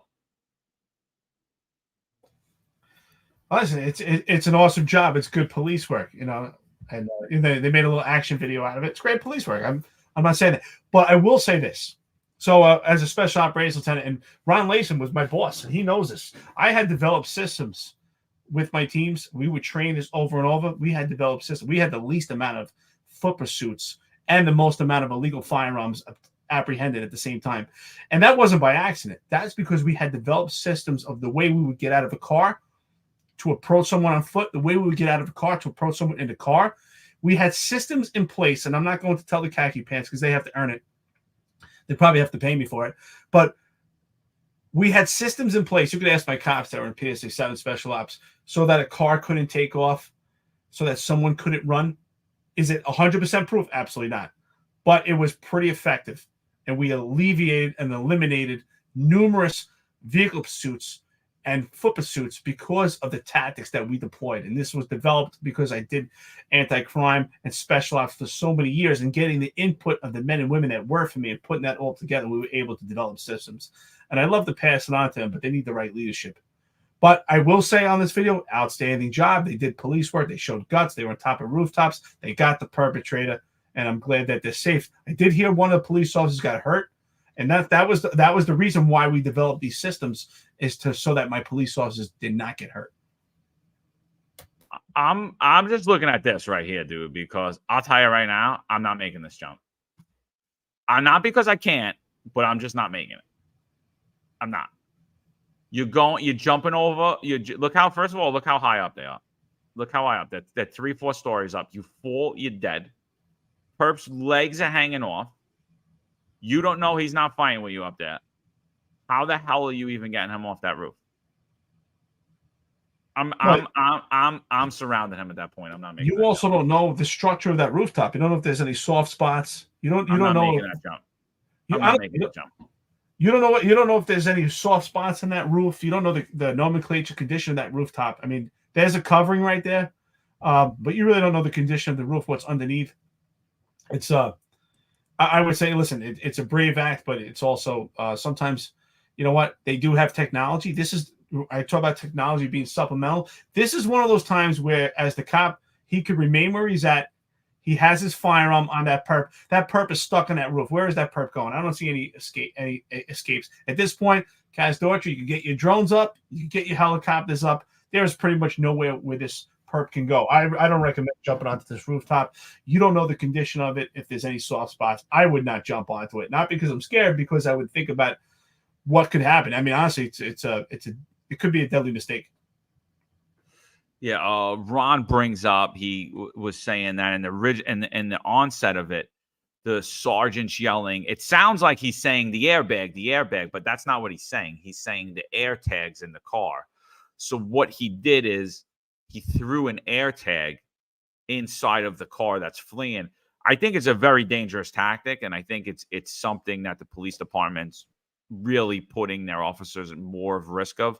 I understand air tagging a car that we're going to follow somebody that we know, but to run up to a car that's smashing into other cars that's possibly going to run you over, to throw the air tag in there so you guys are able to track it down, I'm not a huge fan of it. But that is the tactic they've been doing, is throwing these air tags in the car. And that's when you go back to the beginning of that video, you hear him saying the air tags in the car, the air tag. It sounds like he's saying the airbag. You think he's talking about the airbag in the car because they smashed his car, but that's not what he said. He said the air tags in the car, the air tags in the car, meaning get back in your cars and let's go and let's track this air tag, right? We could follow the car. He's not getting away from us. I think it's a very, very dangerous tactic. I think that's something you want to do when no one's in that vehicle. You want to air tag that car. In the heat of the moment, I get it. But again, I'm not a fan of running up on these cars like that. I'm just not, easily could have been pinned into it. I've had a friend who was actually pinned doing the same exact thing, and really disabled for life, disabled for life at that point. So very easily you could get pinned in between two cars. You could be dead. You could get run over very easily. The chasing of the cars. Listen, this is great police work. These dudes are superheroes. I'm not going to lie. But I'll tell you right now, I'm not making that jump. There's no way I'm making that jump. He's completely boxed in on that. I'm not doing that. I applaud you for doing it, but it ain't going to be me, brother. I'm telling you right now. Because if that guy even comes at me up there, I'm shooting him. I'm not doing, at least here I can make some decisions. I'm not wrestling with you up on that roof. We're not having that fight. I don't know that he's going to be compliant once I jump. Like Eric said, I don't know. I'm not going through that roof when I jump. Chances are, even if you're 100 pounds soaking wet, you're about 160 with your equipment on. And then the force of you jumping is going to make you like a 300-pound man. I'm 210 pounds. I come running on that roof, and my force, I'm going to be like 500 pounds going onto that roof. I'm not testing that roof out. I'm not making that jump. But yeah. And then Ron Layson brings up Willie Rivera, 7A prison. He died from his injuries sustained from a fall from jumping from roofs while chasing perp. I mean, listen, it's a great job. I'm not knocking you. Great police work. That's not something I would ever recommend. Well, John, I used to have this terminology I would tell my cops. I would tell them, do you want to be a superhero or a stupid hero? And I mean that. And sometimes, to this day, they actually thank me and call me up, and we have great conversations. But back then, I remember my cops were giving me the cold shoulder for a couple of weeks. So I remember we had, exactly like I said, we developed systems to alleviate foot pursuits and alleviate vehicle pursuits. So one time we had this gun apprehension. It was a violent perpetrator. We had a great gun apprehension. But after the gun apprehension, I had a conversation that said, listen, it's awesome you've got the gun. But ultimately, I care more about your safety. It's just one gun. It's a needle in the haystack. With that gun, there's thousands of other guns that we didn't get. But I care about your safety. In this day, they didn't apply the measures because of laziness. Because the way that I had developed it, they had to get out blocks before there was a perpetrator, and there was a lot of walking involved, and the way we converge at a perpetrator. So this time, they pulled right up to the perpetrator, which is pure laziness, and they ended up in a pursuit. And listen, I had some real superstars on my team. They were track stars, and we got the illegal firearm. It's a great job. But this was an opportunity where you could have rolled your ankle, tripped, got hit by a car, and got yourself hurt. I want you to develop the systems. Laziness, breeds contempt, which could get you hurt. And in this situation, I think what it is these guys are young on the job, and they feel powerful, and they have the leadership of this job behind them right now, and making them feel like superheroes. We call them superheroes. I think they're acting stupidly when they jump on the rooftop. I would say, listen, great job, but I think it's stupid you jumped on the rooftop. I'm not commending this entire operation, because if you do that again, would you do that 100 times out of 100 times and think nothing will happen to you by jumping on a rooftop? I don't want you jumping on a rooftop. Sometimes you have to work smarter, not harder, and use your brain. Say, you know what? The perpetrator is on the rooftop right now. He's not going anywhere. Now we could use our supplemental tools. We could use our drones. We could use our helicopters. We could use our other resources. We could get on the radio, let them know that, hey, there's a nearby fire escape where someone could go up and we could both get view on them. But why do you have to jump on the rooftop? It's not necessary. Work smarter, not harder. And it takes time and it takes discipline to understand that. And I just think that they're young on the job and they don't have the right leadership. Leadership is everything. If they had the right leadership, they wouldn't put themselves in this situation. I mean, God forbid, you did everything right. You did all this stuff. You got the perpetrator. You did everything great. And you jump on that rooftop and you slip and you fall and you die. Is it worth it? Is it a great job now? Smarter, not harder. Dude, and look at this right here. Walking on the ledge, right? You go to the right, you're done. You're working on a ledge where there's wiring. You don't know the material. It's summertime. Sometimes, you get, all the tar, things of that nature heats up on the New York City roofs. I mean, it could cause something slippery. There could be oil up there. I mean, look at that. And again, you look at that roof too, that this black roof right here. I've been up on plenty of roofs. That roof looks soft as hell to me, dude. That looks like it's seen its day. It's been tarred a million times. You could see the outline of the beams in the roof. You don't know what you're jumping onto when you're jumping onto that one, right? So it was multiple dangerous tactics. Look, he's climbing up here. I applaud him. Listen, great job. I would never do that again. I think you should never do that again in your career. That is a one time in a career. That is not. It's just not something. Look at that. Look how high up he is. He might even be 4 stories up right here. Crazy. So Drone Warrior says that requires a GPS warrant signed by a judge. No, I don't think so, Drone Warrior. And I'm just gonna relate it to the emergency exception, right? Like Eric was just talking about. Like if you perceive that there's a life and death situation inside of a place, we could enter someone's home without a search warrant, right? So now we have probable cause. This car is stolen and it's fleeing. I think you could throw the air tag in there, and I think it'll hold up in court. I mean, obviously they've been doing it, so we'll see. The data will come out. I still want to see how many of these cases actually get prosecuted because I hate the car chase tactic. I think it's a terrible tactic. I think it endangers the public more than it helps public safety. So I would think that we would my theory would be to air tag that car, let it go, and we'll get it later. And then we'll track down who was in that car. We'll find the cameras of who did that, and we'll get that person later. That would be more of my tactic than running around, driving through the streets and potentially killing a kid on New York City streets, or an elderly or disabled person, or just anyone crossing the street. So I'm going to say you don't need a warrant to do that. I just hate the tactic of it. So to my knowledge, there's no Supreme Court case on an incident like that yet. I'm sure eventually one will come out. I mean, this is new technology and utilized by the police department. And I'm sure other police departments throughout the country, I don't know if they utilize it or not, but I can't think of a Supreme Court case. The only Supreme Court case that I think could potentially apply to this is what we're talking about. So when you gain an entry to an apartment, the Peyton rule, right? You can cross the threshold of a door if there's exigent or emergency situation or you're trying to obtain evidence. This might be something similar, right? It's kind of like a threshold of a door of a car. I'm not sure. I would think that you don't need a warrant for the exigent circumstances. I agree with you, John. I think that we could kind of apply the Peyton rule to this. But I'm sure if you could enter the vehicle, right? You could enter the vehicle at that point, right? You could. Yeah, I think so. You have probable cause at that point. I don't see why it wouldn't stand up. And usually the car attaches to your probable cause. So I would say I don't see that you need a warrant. I mean, it's a good question to explore. I think at some point there might be a Supreme Court case about this, but I guess we could kind of simulate that door to like a door of an apartment or a house, kind of like the Peyton rule.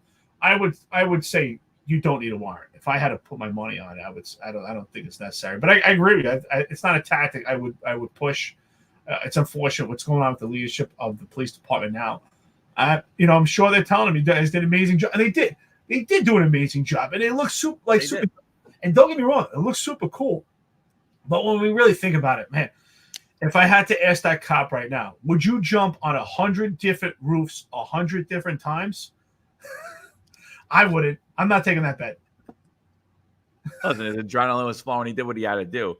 I think the bigger issue is right? We had these cops risk their lives. We had the cops on the street risk their lives. The public's life was at risk. right? The car pursuit, all of this. Then these officers go up on these roofs and they do. This is like a Batman Robin thing, right? You running around the streets of New York City swinging from rooftops. What's going to happen to this guy, Eric? What do you think's happening to the individual? Like, what ultimately is going to be the punishment for the person who stole the car and set these police officers? And an officer was injured, I think you said. And what's ultimately what's the ramifications going to be for this person? I mean, listen, what's the best prediction of the future? Reflection of the past. We see in the past, I've seen numerous times, it's very difficult to actually convict someone of grand larceny auto. I haven't only seen it on a few occasions. Usually they drop it down to unauthorized use, which is a misdemeanor. We know how misdemeanors go in New York City, right? Minor injuries. The police officer is not going to get charged for assault on a police officer because of his actions. Absolutely not. This will eventually all come down to, if there is a conviction, a misdemeanor at most. And I'll put a bet on it. Yeah, Ron says New York State Supreme Court said you need a warrant to GPS track a vehicle. I would say this applies. I think that it's going to be something that's going to be weighed out in the courts, because this is a little bit different than when we have you under investigation, right? Like, oh, John McCarry made this meme that really pissed me off, so I'm going to track his car so that we could find him and toss him and throw something in there and lock him up. Like, that's a lot different than, you have probable cause on a stolen vehicle. It's not even his car, right? The car's stolen. It's not even his car. I think it's something that has to be hashed out in the courts, and I think eventually it will be. I'm gonna say right now, if I was still on the job, I would deploy the tactic until the courts weighed in on it, because in my head, you have probable cause to do that. Not for the course of an investigation as it relates to stolen vehicles, but I don't like the vehicle pursuit afterwards. Like I said, I would get that car once it stopped. So this person's not killing people on New York City streets, and I'm not putting my officers' lives at risk, their life, their career, and their freedom at risk. Well, I mean, Ron Lason's right. He's right about the fact that you need a warrant for GPS to track a vehicle. I do think that might be a different circumstance. This here is an exigent circumstance. You have an emergency exception. Lives are at stake. It's a stolen car, actively ramming into other cars to flee police or evade the police. So I do think it's an emergency situation. I think that's probable cause attaches the person to the vehicle. But this is a good point to bring up. I do think that's a good point to bring up. That's why it's so important that everybody weighs in. I appreciate that. I think it's a good comment. It's a good way to explore it. Again, I can't think of a Supreme Court case that's weighed in on the AirTag in this manner. I'm sure eventually something's going to come out. Marlon put a great comment here. Marlon, what's up, brother? When the vehicle starts driving recklessly down the wrong way on a one-way street, I would think that brings up an exigent circumstance. Yeah, absolutely. This is imminent danger of death. A car, used improperly, is a weapon. I mean, we have extreme amount of weight on that car behind it. Absolutely can be deadly. I would think that emergency exigent circumstance applies. Switch gears, bro. Let's get right into this. This is quite interesting. Yeah, this is coming out of LA, I believe. This is several street takeovers occurring. It's on ABC News there. And what you see is, they're doing these street takeovers. They're doing these races, these tricks. A cop drives in to break it up, puts his lights on, and you see the clear lack of respect for authority, right? Here comes the cop car. Watch what happens. He puts his lights on to pull over the car. He gets instantly swarmed by the crowd. People are shining that laser light towards the officer, and bam, you see him pull away with his window smashed. They smash his window. This is a clear sign of decay in public safety in Los Angeles. Eric, you're there right now. Are you getting involved in any of these street takeovers? If you were a cop there, would you drive into this crowd? Should that be done? What should have been done? And what are you thinking around this? Absolutely not. So I would not. By the way, Ron Lay said AirTag is a GPS tracking. Is it? That's interesting. I think so. I would agree with him that it's AirTag. That's such a good point. That's a good point. That's a good point. Ron Lee's on fire today. He's cooking it right. You know what? But Chief Jordan said a car thief does not have standing in the car. So that's a good point too. And then, there's a lot of things at play. That's why I'm saying there's nothing there's no real solid thing other than what Ron brought up. But I would deploy the tactic with probably, and I would use it. It's an extingent circumstances. We have probable cause the car stolen. I would be willing to I would feel comfortable on the stand on why I threw that air tag in there and tracked the car. It's interesting, right? Because if I'm going to an apartment and I'm going to make an apprehension, someone has an arrest warrant. If they're in their primary residence, I don't need a search warrant. But if they're in a third-party residence, right? Let's say I have an arrest warrant and I'm at your house. The police need a search warrant to apprehend me out of your apartment if I'm not willing to come out. So these are great points by Chief Patrick Jordan and Ron Lace, former executive of the New York City Police Department. I mean, both extremely intelligent men here who I highly respect. These are great points. But let's listen. Thank you so much for weighing in. This is great perspective. Let's get right into this. So we're talking about entering a crowd. So something I would teach my police officers, and I think kind of applies to vehicles, right? We were on foot a lot, especially working the Lower East Side and South Bronx. But I would always tell my men and women, okay, when we would let's say we have someone, we're trying to make an apprehension. We start to get a large crowd, and that person goes into the crowd. Are we going to enter that crowd to get that person? Absolutely not. So what I would say is that you have to look at the crowd as layers. And I would say, if we're going to get to that person, if they're shielding that person, or we have to get through the crowd to get that person, we're not going to enter because now we allow them to flank us and circle around us and kettle us. The police department loves that word, kettle. Then they can kettle us. And I would say what we'd have to do is we have to get more personnel, and we have to start to peel the people off the crowd to get to that person. So if they want to impede and they want to create an obstacle, they will be arrested until we get to that person. But we're not going to enter it on foot and get ourselves swarmed in. And I think the same thing applies, especially in a vehicle, because here you are. I think it's even worse in a vehicle because here you are contained. And if they swarm that vehicle enough, you can't even get out. I mean, they could put a firebomb in there, break your window. I mean, it's even far worse. So I would say absolutely not enter a crowd. If you anything, get more personnel and peel that crowd off till you get to the actual target of your investigation or potential arrest. I agree with you 100%, man. He put himself in the fire there. He basically drove. And are you really conducting a car stop there? You're surrounded by hundreds of people, Like, what are you doing? He's getting ready to do a car stop, That's pretty wild. I wouldn't do that either, And again, I think these guys work by themselves, right? I can't tell if that's one or two people in that car. I don't know. That's it. You know what? I think maybe Patrick Jordan, Chief, could let us know. Pretty sure they work in pairs. All right. I don't think these. All right, that makes me feel a little bit better. Me too. Maybe I'm only basing this knowledge off of the movie that they work in pairs. I agree, but yeah, totally dangerous. But I mean, I think in years past, one cop car could come up and disperse this whole crowd. Guys, get out of here! Blah blah blah blah. The temperature would change, and I think that now in today's environment, this anti-police environment where the cops are always the bad guy, we used to control the crowd, and now the crowd controls us. You're seeing it clear as day here. I mean, this is not an uncommon sight, put it that way.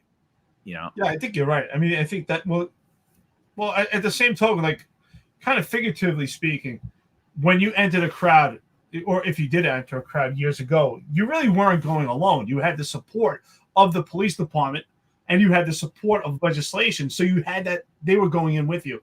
So now you truly are physically and figuratively speaking, you are actually going in alone because you have no support. And honestly, it's down to, you don't know which cops you could actually expect will support you physically. You can't rely on everyone anymore. I mean, back in the day when you called an 85 for our listeners, and Patrick Jordan in 85 is a request for assistance for New York City Police. I don't know what it is in LA and with different police departments. But when you heard those sirens, and if it was like a mile away, but you heard those sirens, you knew that everyone was coming to help you and everyone was on board. And unfortunately, right now, that's not the case. I mean, we see police officers that refuse to help other police officers. We don't know that. But then the legislation is not on your side. So you legitimately are going it alone.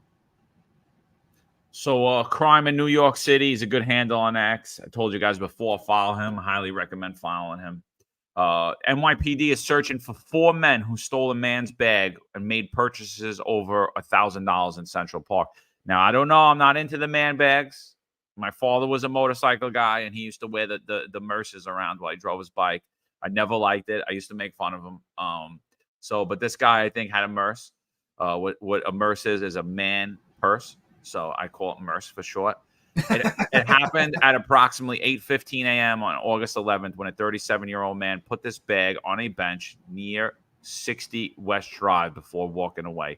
The 4 men stole the bag, and the men's credit and debit cards were used to make purchases. Eric, so this happens in Central Park. Could you believe it? I can't believe it. Shocker. Let's see what they look like. Oh, wow. I wonder where he's from. Is he from Queens? Oh, Venezuela, Queens.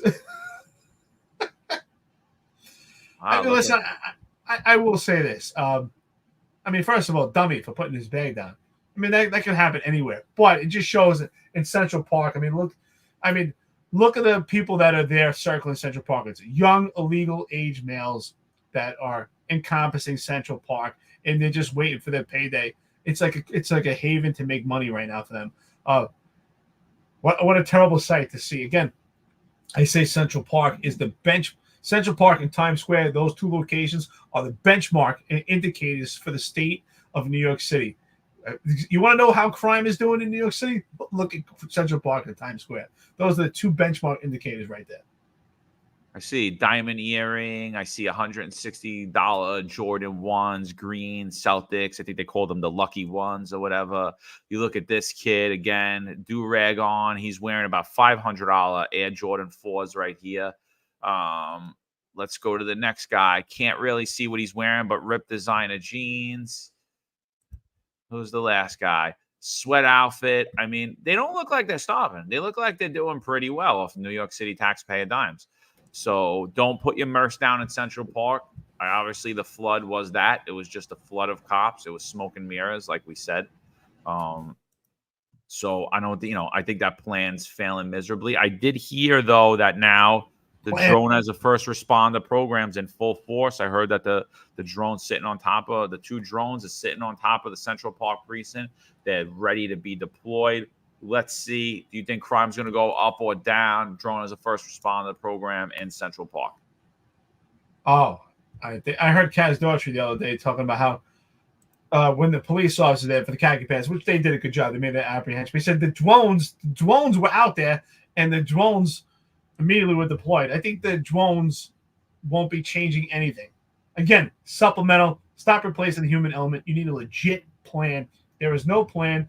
Omnipresence is not a plan. No plan. These drones are supplemental, not your primary source. It's not going to change a thing, and we see it right now.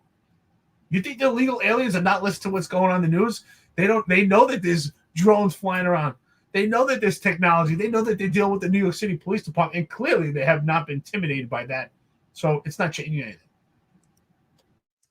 So I don't know. Like this one's confusing to me. This report comes out. These 2 seem to be related. Crime in New York City puts out. Ozone Park, Queens, 102nd Street and 101st Avenue, 10:50 p.m. Robbery at gunpoint by 2 persons on a motorcycle. Ozone Park, Queens, 103-22 99th Street, 02:33 a.m. Robbery at gunpoint by 2 men on a black or blue scooter. Shocker to me. I thought that all of these were solved. I thought this crime pattern was solved. I thought we told Dr. Phil that we were no longer getting robberies from scooters. I thought it was one person that was involved, and we heard that 2 months ago. One person was involved, and they stopped. We don't have that problem anymore.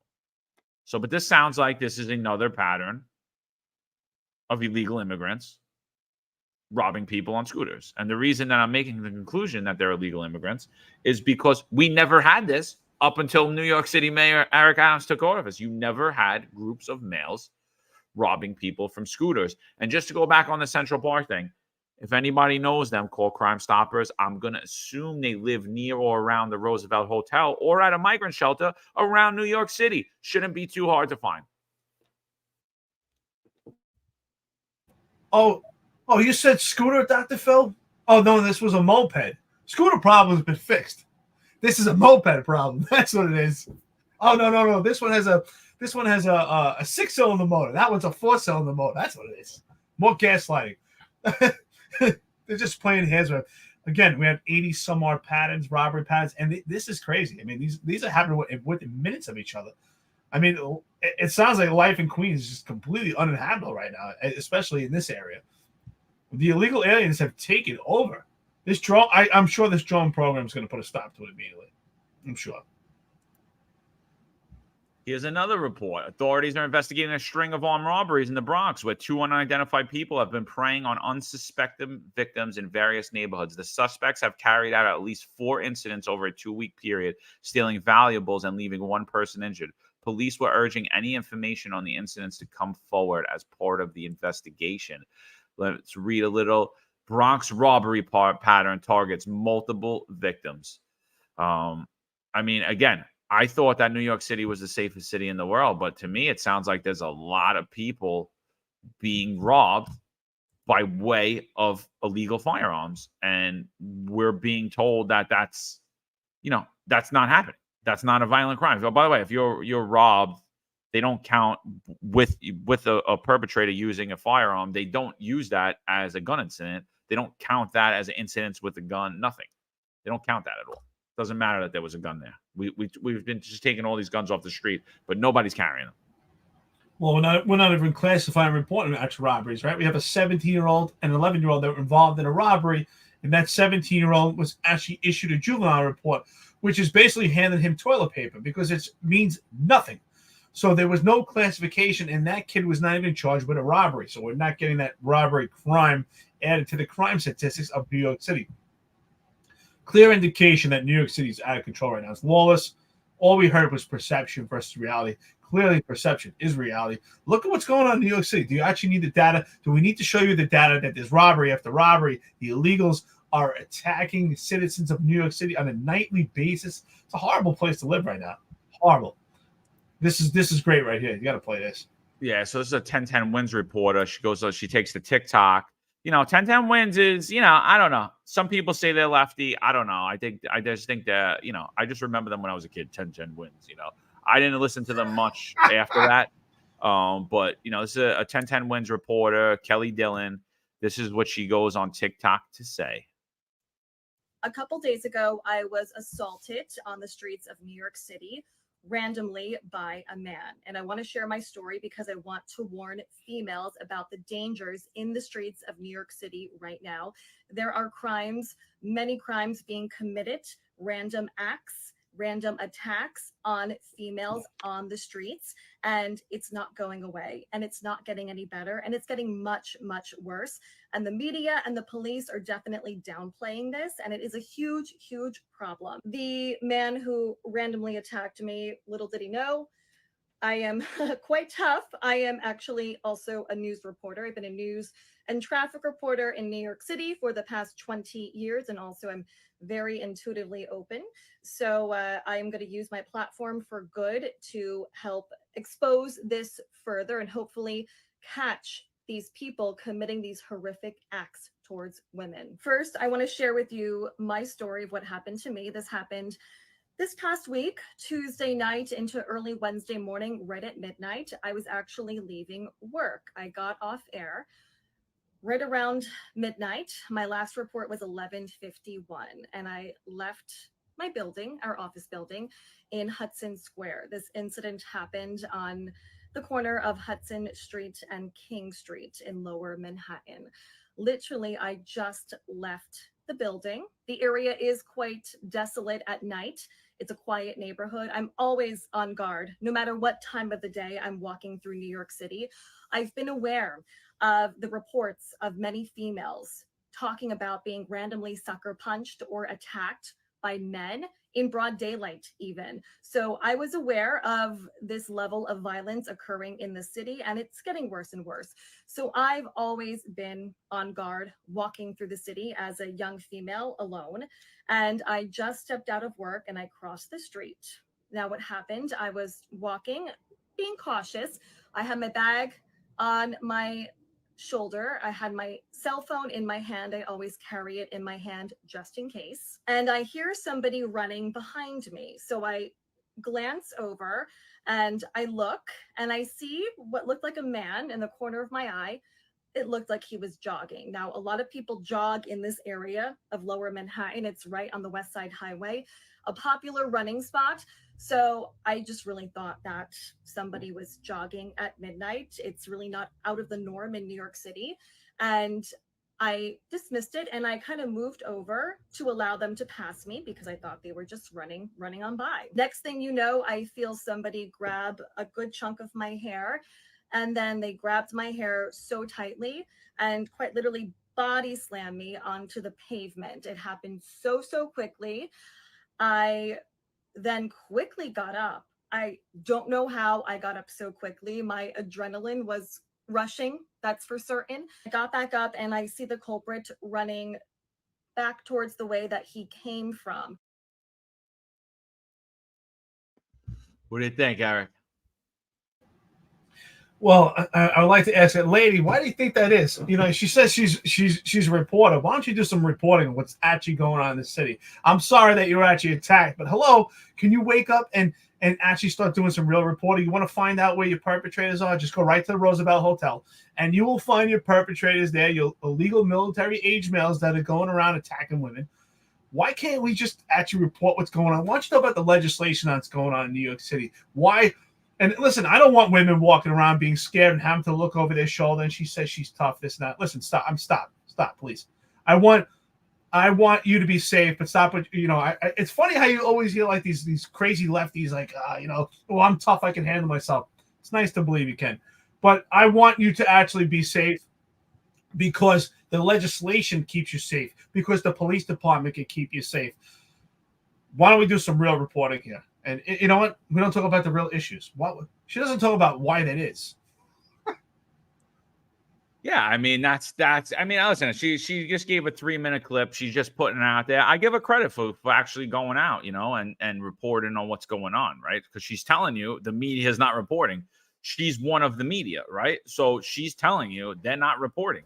Very true. You know, so I'm gonna give her kudos for going out and going on social media and letting everybody know, and she did. Right? People are being randomly assaulted on the streets in New York City. Women don't feel safe. That was not true just a few short years ago. That was not a true statement under Bill de Blasio. I'm no fan of Bill de Blasio, but that was not a true statement under Bill de Blasio. Women largely felt safe in New York City. I agree. And that's something that we're not actually talking about, you know. We're just we don't bring it up. I mean, Eric Adams is getting a pass, in my opinion, because he's a black man. He's getting a pass on how poor of a job he's doing, because he told you, if you say I'm incompetent, it's because I'm black. I'm saying he's incompetent because he's incompetent, because he hasn't implemented one thing in New York City that actually makes sense or works. And New York City is much worse off since he's been there.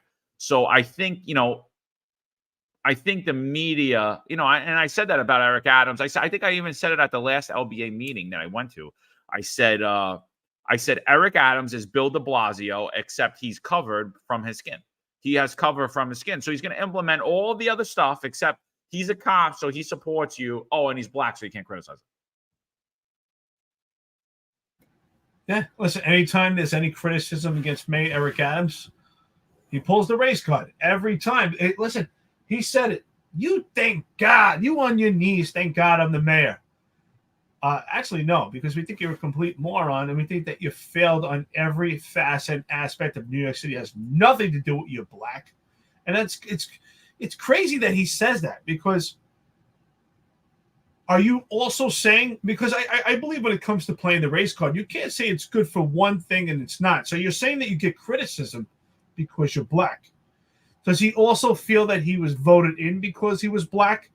I would hope that he actually feels he was voted in because they thought he would be the man for the job because of his experience with the Senate, being the Brooklyn Borough president, being a former captain in the NYPD. This was a pinnacle time where we need to get safety at a pinnacle time in the history of New York City. That's the reason why he was voted in as New York City mayor, not because he was black, But and that's my point. You can't use the race card on both ends. So which one is it? Will you vote in because you're black? Are you failing because you're black? Will you vote in because we thought you're the man for the job? And are you failing because clearly you showed you're not the man for the job? So this comes out yesterday to New York Post. Columbia has waved the white flag by failing to expel even one student who occupied campus building, House report. So they vandalized the building.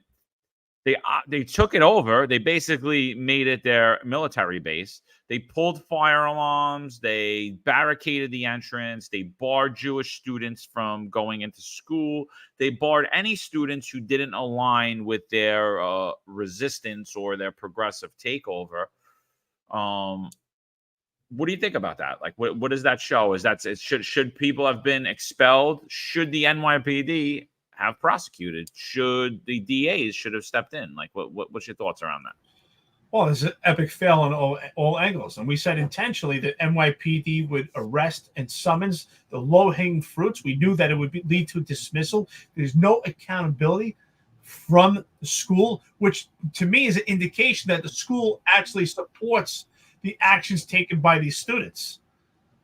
That's, again, it's an epic fail. It supports that the DA's office is also part of the social justice system and is actually supporting the actions of these students. Also, Ron Layson, thank you so much for your comment. Don't forget to hit the like button on this show. Please, our friends, listeners, hit the like button. Gets the algorithm going for the show so we get more people listening. We get more people involved, more engagement, leads to more conversations and great comments and everyone weighing in here. So absolutely that. I think that it's a clear indication that they actually are not in opposition to the actions of these kids and they actually support it. Yeah, I'm not going to disagree with you. And it's going to invite more of it. I honestly, I said about New York City, when New York City, when the event for Kamala Harris that Adams and Hochul threw, I said it's a preview for what we're going to see at the DNC. I'm saying right now, Columbia last semester was a preview for what you're going to see this year. So I'm already making that. And again, I put it out today. A lot of people predicted the DNC. Nobody's a mystic, right? This is just so obvious. These things are so obvious if you're paying attention what's going to happen. And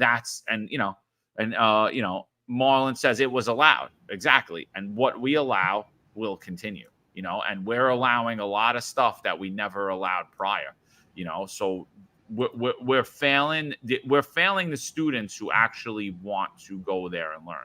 That's my major gripe in it all is if I don't really care about these schools whatsoever, but the students that go there and the parents that worked really hard to get their children to attend these schools, and they're basically buying these kids a house that maybe they never could even afford. They're putting their life savings, their retirement money to put these kids through college so they can have a life that they cannot have. And they're sending their children there. And privileged kids are destroying the 4 years of this person's,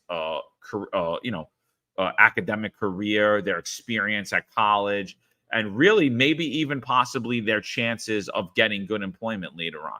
So they're destroying education. In my opinion, the parents that have been paying tuition should be seeking legal action against these campuses. Most of us are cops right now listening, our friends of the podcast here. And we all learn as cops that if you turn a blind eye to something, if you see something happen that's just not, if it's not morally right, if it's illegal and you turn a blind eye to it, that you actually support it. You're enabling it. So that's why Marlon, I agree, you spot on that it was allowed. It's absolutely allowed. The fact that they're turning a blind eye to it and they're not disciplining the students and they're not expelling them from the school just shows that they actually support it. I mean, clearly they can't come out and say that, but it's a subliminal message to me. They actually support it. They support their behavior. And it's no shocker to me. Universities have always been a liberal platform. I remember I was in college myself, and I was at the time when I was in the reserves at the end when I came back from when I was doing stuff with the Marine Corps, and I remember I was doing recruiting, so I was actually in between when I was doing officer school, and I remember one of the professors I had in school, I had to go in my recruit uniform. I had to do something with a paper. And he's like, "Hey, Don't get your fanny shot off in some foreign war. Just a total, he was a Brit. He was from England himself. And back then this was like 1999. I'm sorry, 2000. Just complete liberal, anti-military, just anti-anything that has to do with authority. Actually had like a disdain towards me because I was in uniform. And again, now it's even far worse. Look who's getting at these campuses. The fact that they did a discipline just shows me Pandora's box. Clearly, they support it, and that's ultimately what it is. Not they're turning a blind eye because they're cowards. They support it. They support this behavior. Here's another reporter, Savannah Hernandez. Definitely should check her out. I think she does work for Frontlines, TP USA, Turning Point USA. She's an on-the-ground reporter. She's everywhere, Savannah. She actually does like some great street interviews. Really highly recommend you listen to her. But this is what she captures yesterday outside of the DNC. You ready? Actually, this was the day prior. This was day 1, I believe. Ready? Listen to this. Listen to what they're chanting. Piggy, piggy, go back home. Piggy, piggy, go back home. Or we'll bring the war home. Piggy, piggy, go back home. Or we'll bring the war home.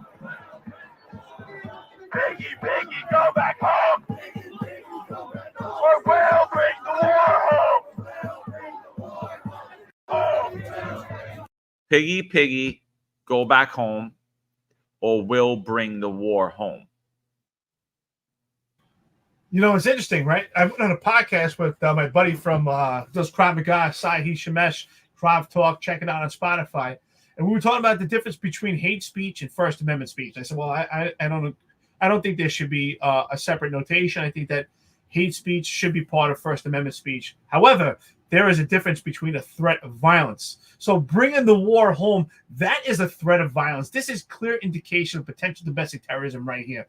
It's crazy. Close your eyes, open them, and this looks like, a scene, how far we went back. This is like a scene you would see in the 60s from Born on the 4th of July, but far worse, because now this is not supporting America and stopping the war overseas. This is against America and bringing the war here to our own soil within. And who's the target? Cops. The target is cops. This is disgusting. This is despicable. That's exactly what they're doing. It's domestic terrorism. It's not hate speech. It's a threat of violence, and they should be arrested. We should have leadership trying to determine who's agitating, who's funding this, who's paying for it, who's leading the charge, who's putting the information on social media. But instead, in democratic cities, in New York, Chicago, it's the same thing to me. We send our law enforcement agencies out just to arrest the low-hanging fruits, and it does nothing, and it's not solving the problem. It's just creating more of a problem. It escalates the situation. Look at this. And look at this. This is yesterday. This is what happens. Very reminiscent, right, of New York City, that night in New York City, right? It was a preview. Here you go. Here's Chicago. Here's outside the DNC. Do it!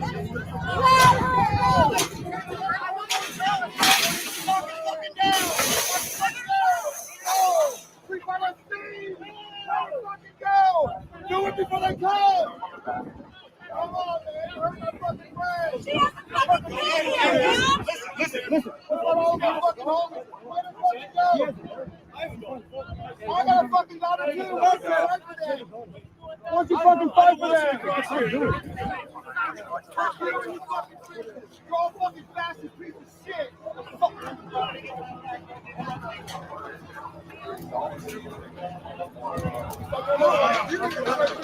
Do it. Tearing down the gates, nonchalantly mulling over. The one Secret Service guy is there by himself for an extended period.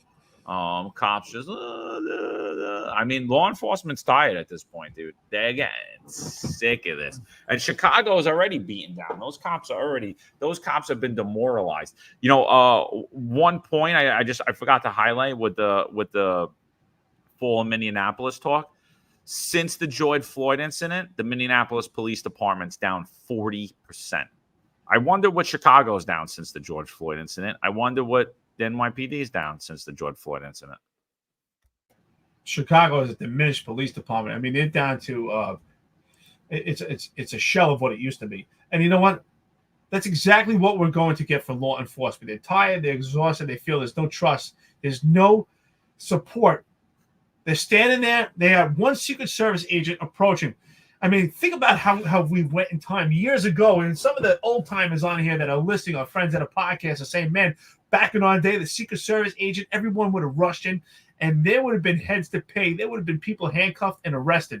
And people would have been running out of fear because the police department would have taken charge, and that crowd would have been dispersed immediately, and someone would have been held accountable and arrested for taking down that fence and the breach of security at that location. But instead, we have a Secret Service agent walking over gingerly, nonchalantly walking over because there's no support. And again, it goes back to what I said, John. You don't know who's going to support you anymore because of the legislation. There's no support. The police officers didn't go back him up and walk over with him. They stood there and waited like, I mean, what are we going to do?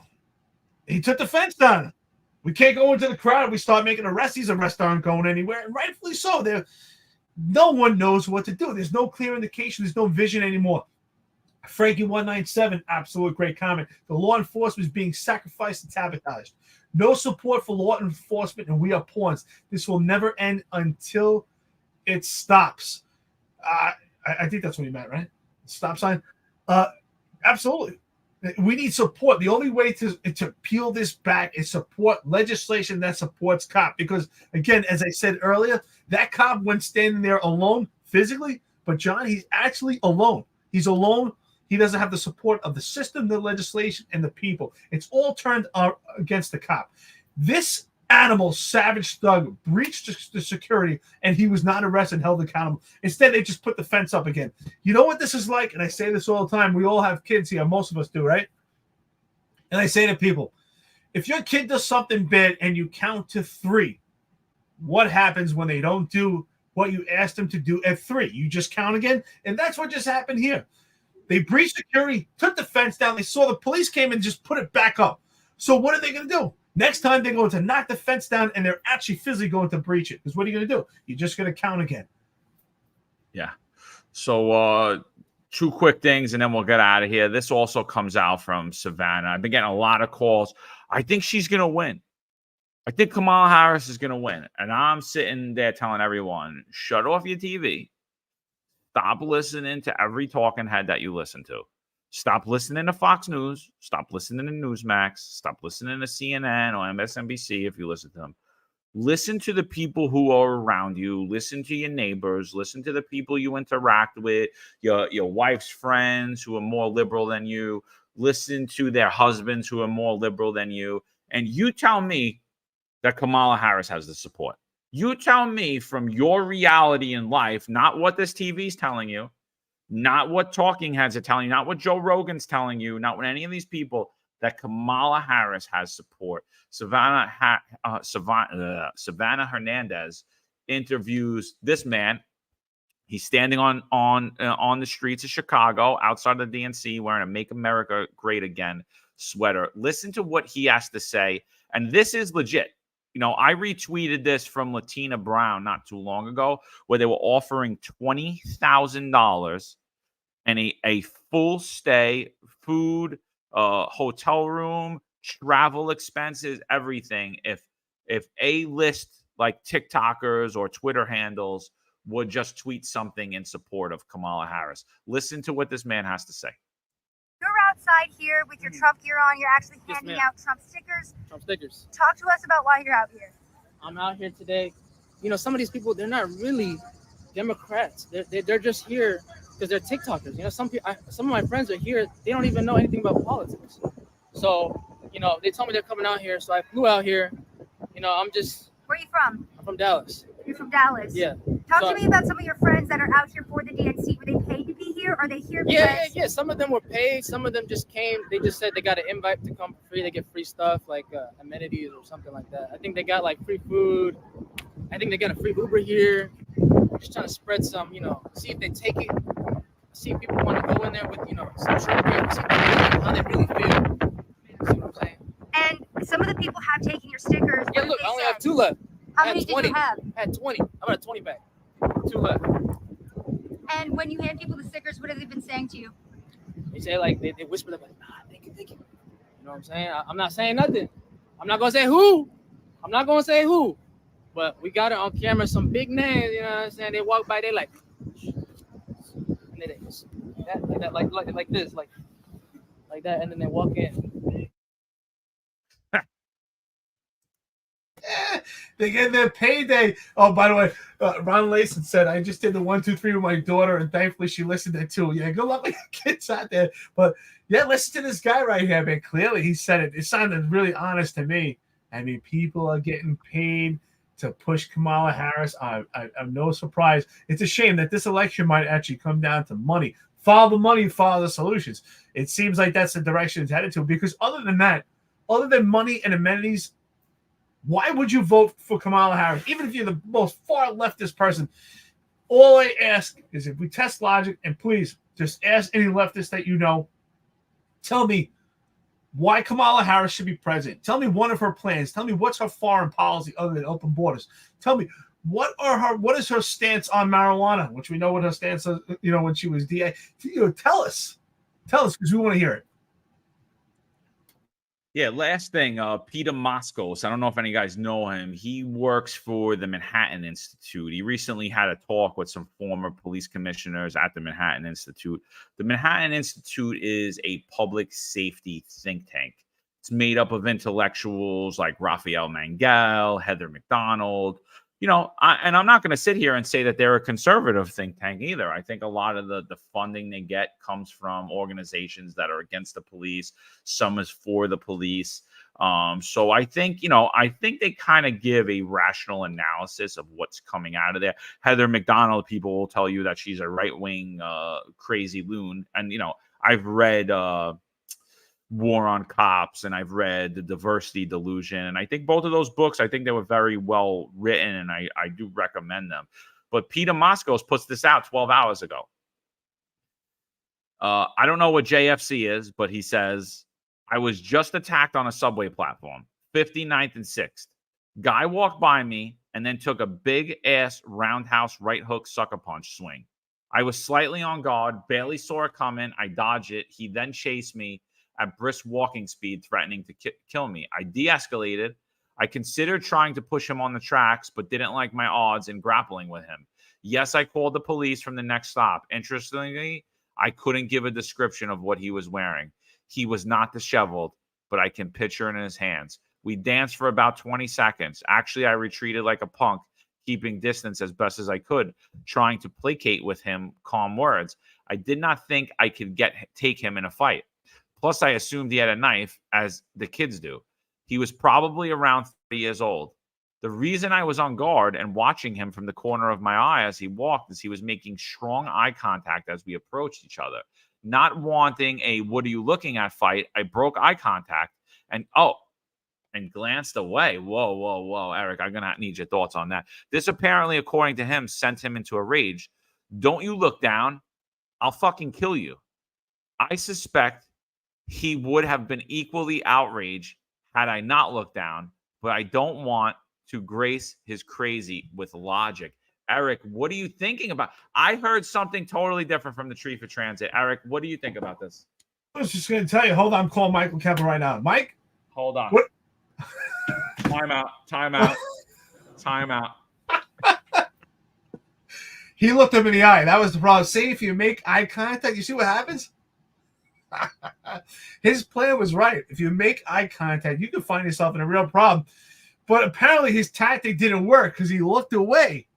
So he couldn't see everything.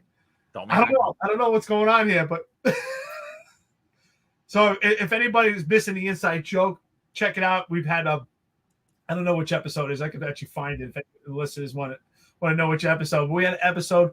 The chief of transit, his name is Michael Kemper for the New York City Police Department. He actually, one of his recommendations to avoid any problems on the train is not to make eye contact, because if you make eye contact, that could be a serious problem. But apparently in this case, it didn't work. He made eye contact, but then he didn't make eye contact. Listen, I recommend you don't make eye contact with people because you don't want to enter their world and you don't know what they're thinking. But if you do, and now they have their eyes on you, and it's too late, you can't take your eyes off them at this point. Now you have to maintain eye contact, to watch your hands, to keep yourself safe. Listen, I don't know if this guy, I don't think the guy's a punk. I don't know what his capabilities. He saw his limitations and capabilities. He knew it was a fight. He couldn't win. He tried to get out of there. Listen, I don't knock you for that. Yeah, I mean, this is New York City for you. This is day in and day out. This is happening on a constant basis. So Michael Kemper, take a close look at what happened to this gentleman here, and maybe you want to reapproach and rethink your tactics that you give to the public. I can't find it, but we did some funny memes, Alamo Defender. Yeah, remember we had the guy on the train scared like this? Getting murdered, yeah, and he was like, I didn't make eye contact, And it was like, if you're about to be murdered. Maybe somebody has our memes over there. Somebody, Ron, if you happen to see it, or Benjamin, anybody, Frankie, if you see it, put it out there. But how many random attacks did we just go through in a 12-hour period? I mean, it's insane. It's not just women, men too being attacked. So I mean, the narrative that crime is down, or that Eric Adams has done a good job as it relates to public safety, has just been completely dispelled, and it's dispelled every day on the streets of New York City. So I mean, what we know, we opened it up talking about congestion pricing. I think that it's a problem. I think that it's a huge tax. It has zero to do with climate change. It has zero to do with alleviating congestion. It has everything to do with the MTA is heavily mismanaged, like the city of New York, and they're looking to bleed more money out of the middle class. And you heard it here, man of my word. If the NYPD gets exemption for those congestion pricing, I'm going to shave my beard. I don't know how long that. Oh, so speaking of shaving the beard, somebody put it earlier. It was pretty funny. The beard for beard. But so sure enough, I'll shave my beard. If not, John will get rid of his skunk on his face. And listen, make sure you're checking out Thomas Sullivan. He's running for State Assembly District 23 in Queens. If you're not in District 23 in Queens, make sure you call on your friends or your family to vote for him.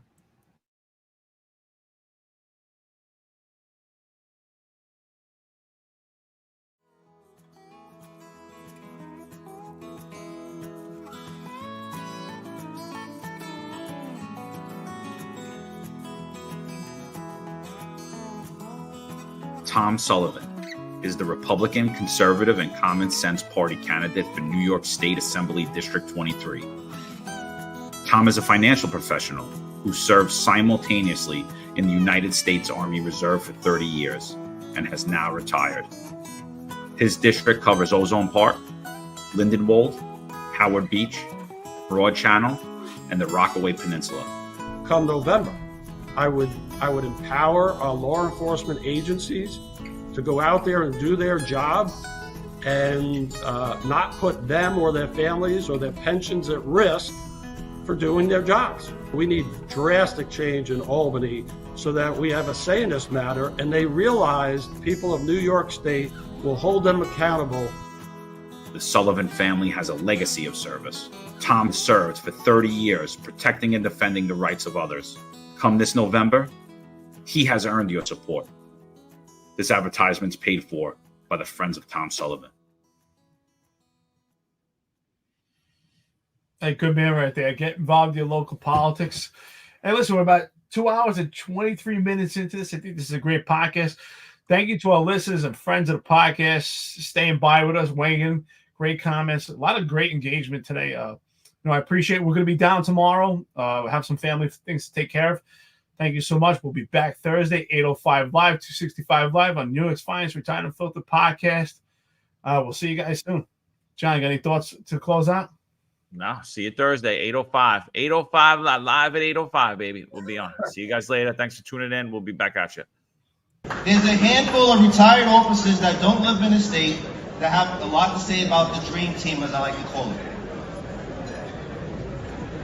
All of a sudden, they retire and have a master plan on how to fight crime, but nothing to contribute when they were here. They want to come back and be part of the dream team. What can I say? Law enforcement professionals dedicate their lives to serving and protecting our community. but who's protecting their financial futures? That's where Laidlaw Blue comes in. Our wealth management platform is specifically designed for the law enforcement community. Laidlaw Blue is a division within Laidlaw Wealth Management, run by retired New York City detective John McDermott. His status as a retired detective uniquely positions him to establish a deep connection between Laidlaw Blue and the law enforcement community. Our platform is easy to use and provides a range of financial services, including investment management, retirement planning, and insurance solutions. With Laidlaw Blue, you can secure your financial future and provide for your loved ones. Our team of experienced financial advisors understands the unique challenges and opportunities that law enforcement professionals face. We're here to help you navigate the complexities of financial planning and achieve your goals. Laidlaw Blue. Secure your financial future today. Book a meeting using the QR code displayed or call us directly on 888-901-BLUE. That's 888-901-BLUE.